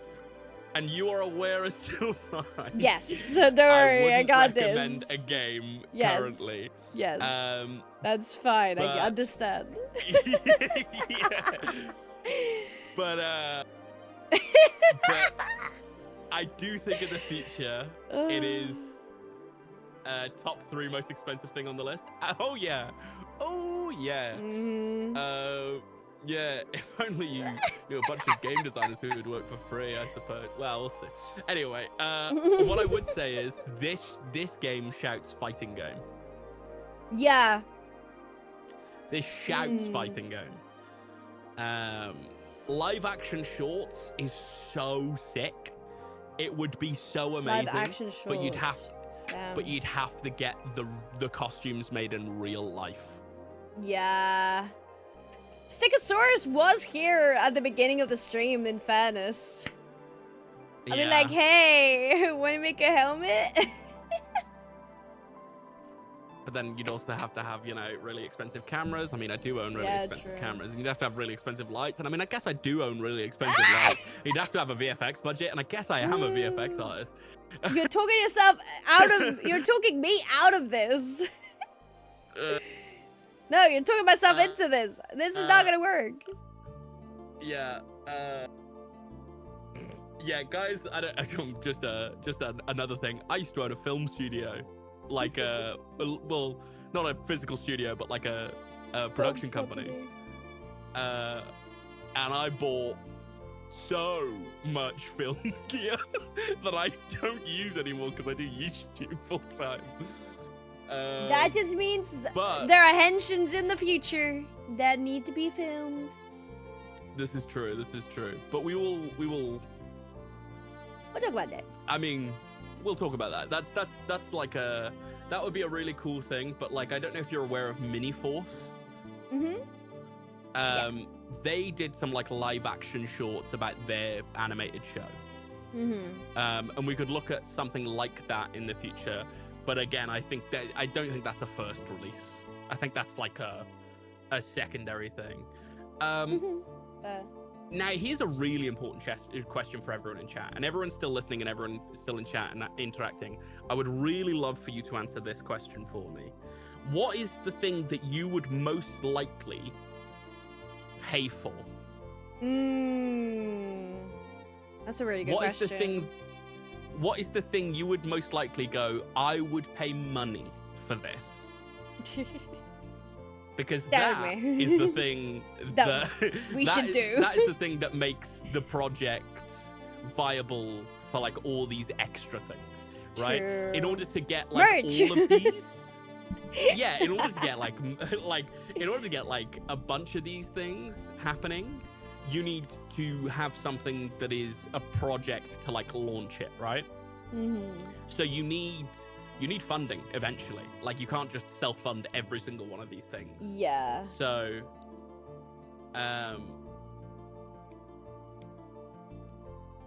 I would say, you know, going off like what is profitable versus what is also makeable, and the middle ground between those two. That's a really good idea for a starting place, and then you can scale back or scale up based on. I'm just saying, like, based on what people would buy versus what people would.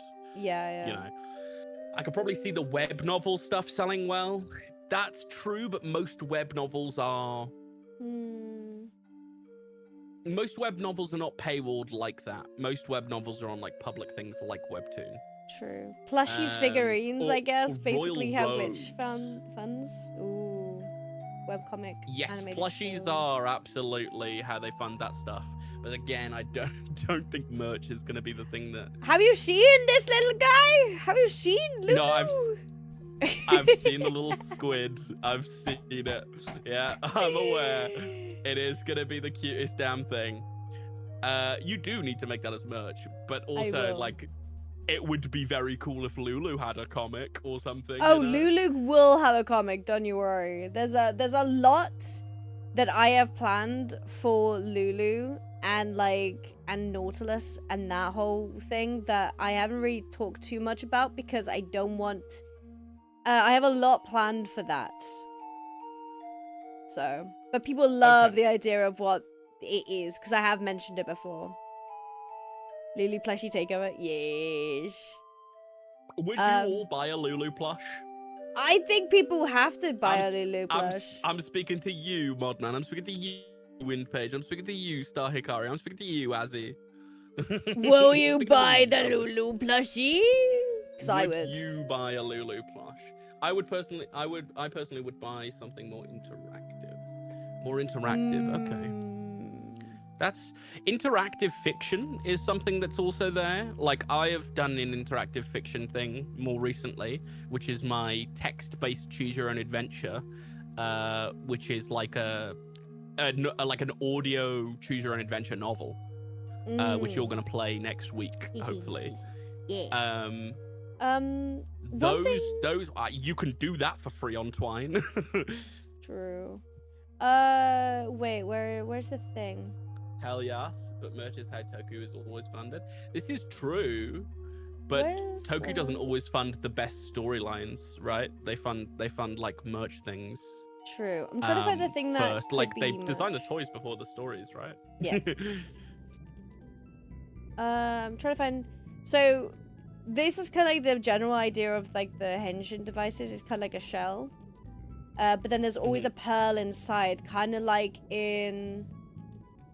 Oh my god, not Jungle Fury, Wild Force, where it's like the pearl with the animal inside. Maybe an indie game like Undertale would go hard. Are you aware of how long it took them to code Undertale? Very long the pearls are cute.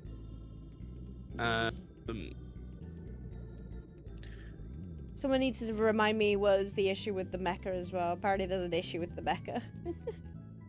Oh, okay. Okay. So basically it's like they are the mechas, so they turn into like big pearls that shoot out and then they become like a mecha version of the characters or their animals. So they have like their human form, their animal form, and then they have their mecha form, which is a giant version of the thing. But when combining, people realized, wait, where's the combined version? So yeah, people were like, oh, it's a little bit weird that when they combine something with the head and things is a little weird. Check Discord. Okay, let me check Discord. Oh, people are chatting. A storm in the Aquaforce chat. Hello, everybody. Obviously. Hello there. Hang on, let me get. This was the unfortunate realization. Okay.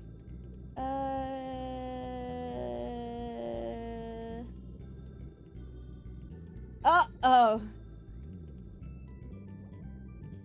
Oh, okay, I get it now. I get the issue. Also, I'm getting a lot of vibes to people kind of like games. They kind of like interactables. They kind of like things like this. Something I would add to the list that is definitely something that is probably within your wheelhouse eventually. A TTRPG. Everyone keeps on mentioning TTRPG. Everyone's mentioned that multiple times. So that could sell well. That could sell very well. A tabletop role-playing game like D&D and things like that, you can make it way simpler than D&D. You can make it like D&D with more rules, like Pathfinder. But if you set it in your world and you give like a set playable characters like the Rangers, you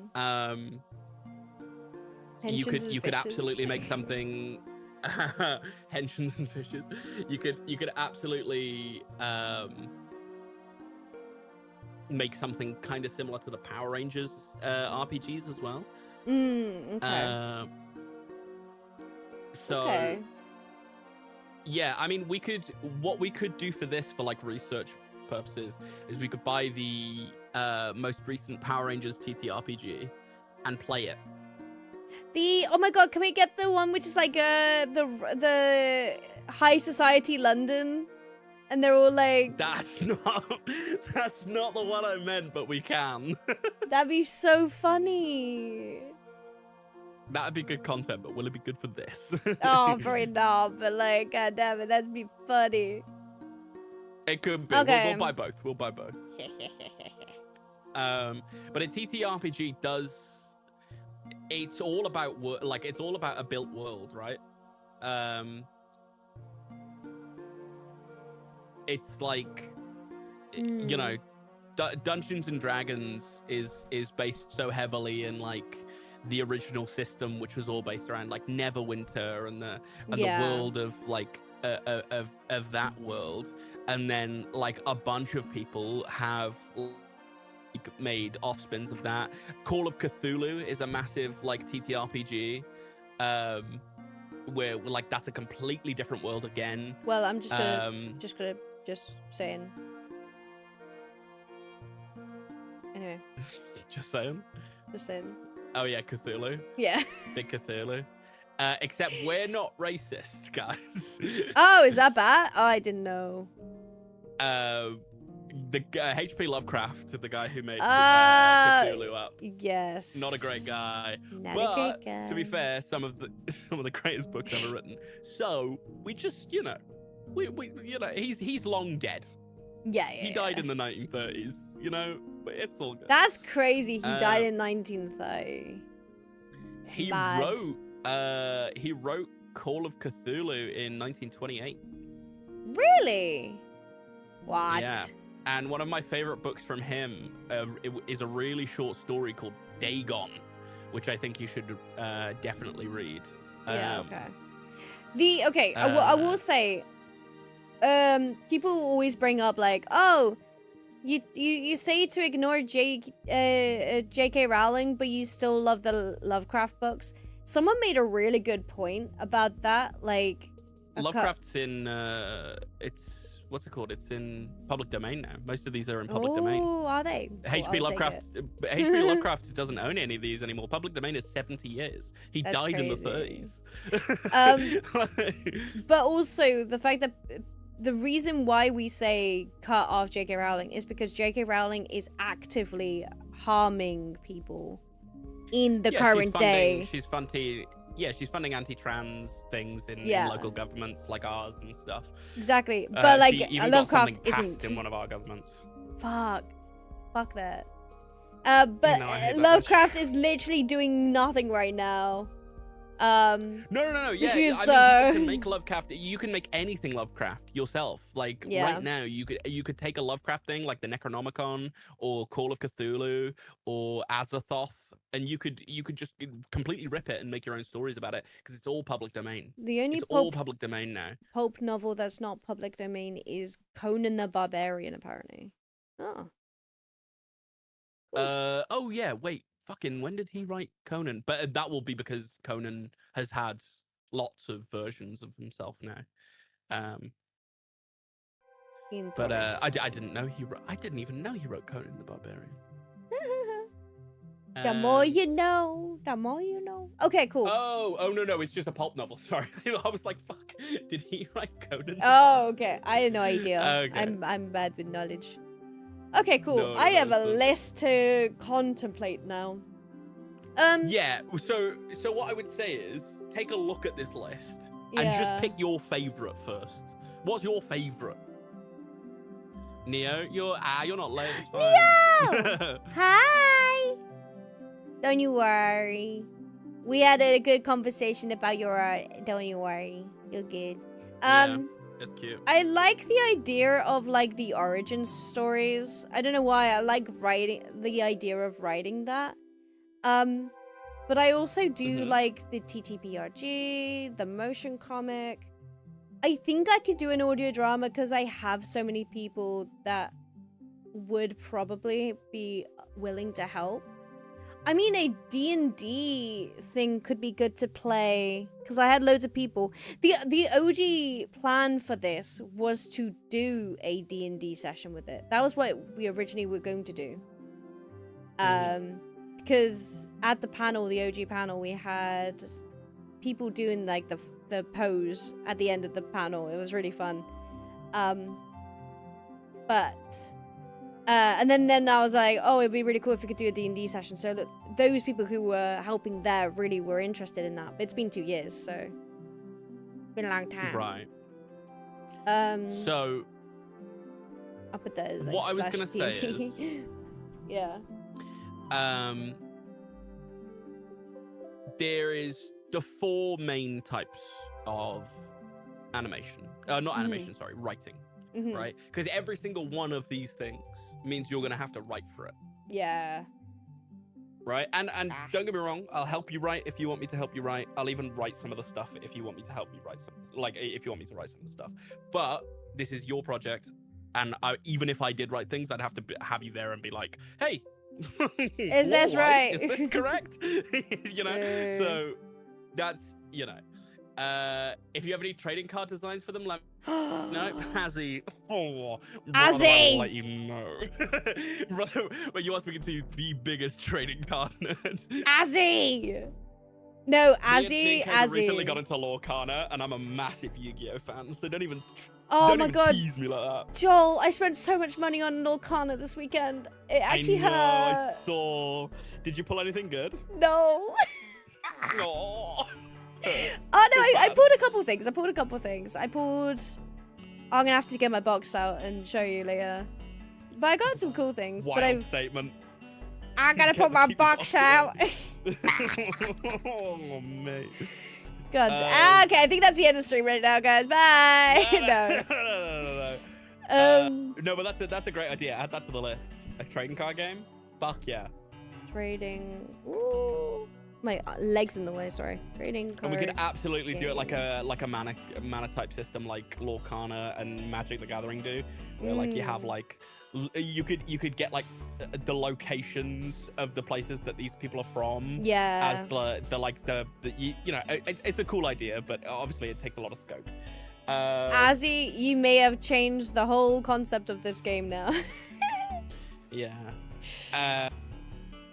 And again, I have already designed a card game called the Henshin Heroes TCG.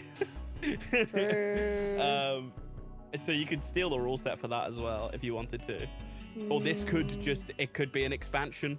One of the boxes is just Aqua Force cards. The pearls could work as your energy equivalent. Oh my god. Guys, I wasn't expecting to do a card game by the end of this. This wasn't the projection I was thinking we were going to, but this is the one we've talked about the most. I do think you need like a piece of actual media to release. No, true. But definitely in the pipeline.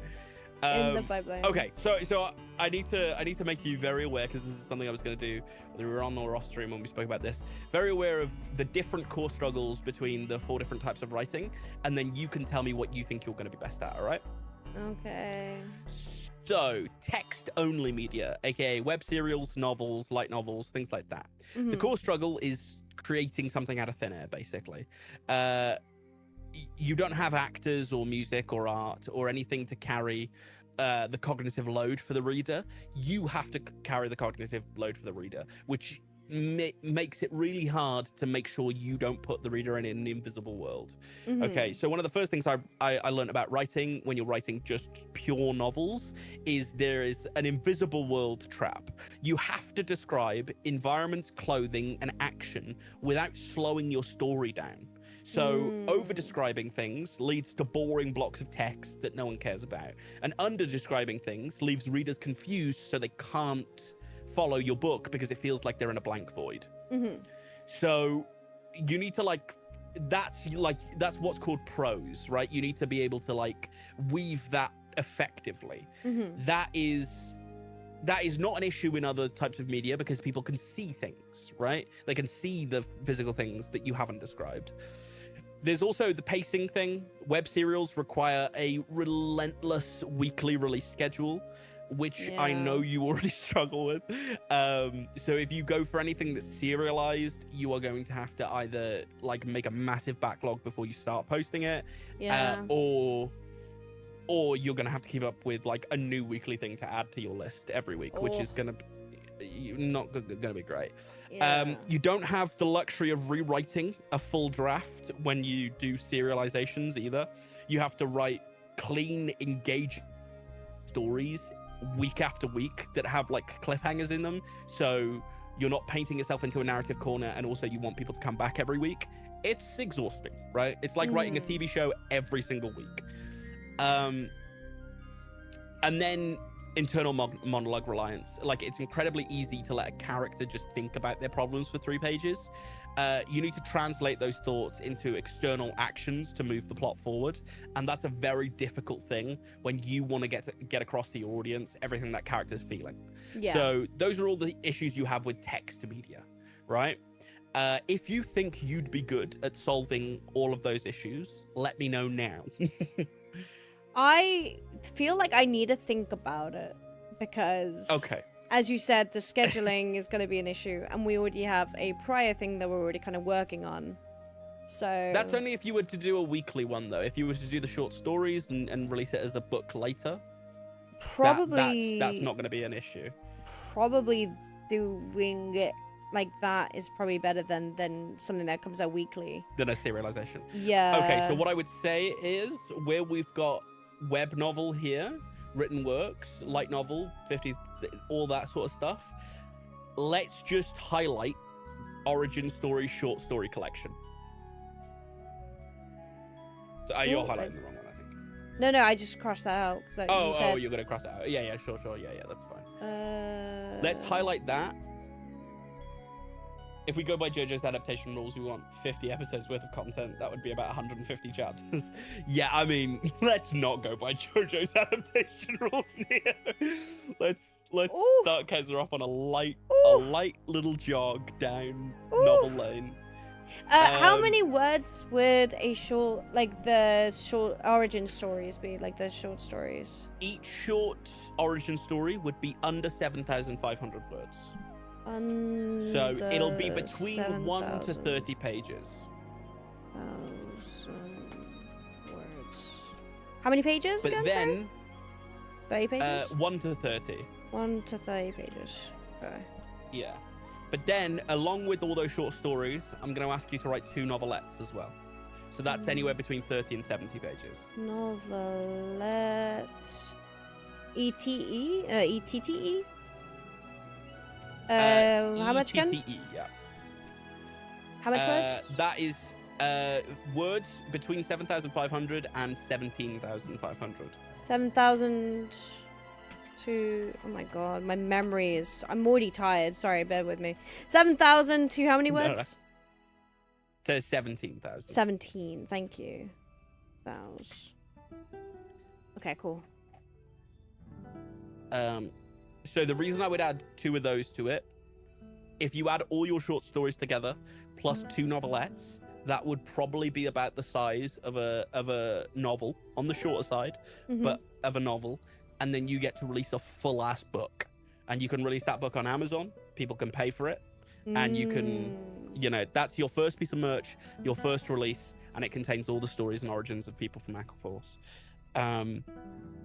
So it sort of acts as a base. Yeah. Okay. So that's like writing wise, that's your best bet, I think. For like if you're going to do text-based writing. Now, issue with audio-based writing. Something again I've done a little bit of, but not my main thing. You've got to write ear, not the eye. Audio dramas are incredibly functionally blind. The listener only knows what's happening if they hear it. And you can't use things like he nodded or she looked, right? Yeah. Writers like these are gonna, you might hear something like, look, Aquaforce character, the monster is breaking through that wooden door with its massive claws right now. You can't do that. You have to be like, you have to do like, Aquaforce character, get behind me. The door isn't holding. And then they just have to like inference. Assume, yeah. So you have to write, so you have to write good dialogue that doesn't like break immersion, because it's an audio drama, right? It's not a podcast, and it's not a book. It's a drama. So you've basically got to write for their ear. Voice differentiation. If you have 4 characters in a room, they have to have drastically different speech patterns and voices, and very different vocabulary and rhythms. You cannot write any character to sound similar. If they sound similar, the listener will completely lose track of who is speaking, and that is a massive issue. So you have to write them very differently, and then the actors have to perform them very differently. You then also have to do what is called an audio effect bridge. So you have to write explicit sound design cues directly into the script for the audio engineer, so they know what they're building when they're editing all the sounds together. So if you want there to be a splash, you need to write the splash into the script. Yeah. Okay. But that's the main issues I've come across within audio. But I think you'd be all right with all of that. I'll try my best. But yeah, cool. What we can do for that though is we can do a bunch of table reads. So you can write something, and I'll read it with you, and we'll do like a couple characters each, and we can see and feel if they sound similar or anything, and then we can edit, right? Yeah. So I think you'd be okay at that. So that's fine. Visual sequential media. This is comics and webtoons. So this is a collaborative medium. Yes, for sure. I have far too much experience in this medium. Your biggest hurdle here is going to be letting go of control and learning to just let the artwork do its work. Yeah. Unfortunately, you have a few panels per page and a few word balloons per panel to tell your story. And if the dialogue bubble has more than 20 to 25 words, the artwork will be like drowning in text, and you'll have to edit your dialogue down completely. Yeah. So don't do the unfilmable panel. Don't like write something and then ask the artist to do something that's impossible. You have to write something that is visually clear. The number one thing I would say is like, don't write something that's like, panel 1, Sarah walks into the room, remembers her childhood, feels sad, and decides to turn around and leave. An artist cannot draw someone remembering something. Yeah, true. Do you know what I mean? Like, you have to. It has to be. I think I died. I'm back. Oh, I think I died. My whole thing just died. My whole stream and everything. Whoa. I think you're back now.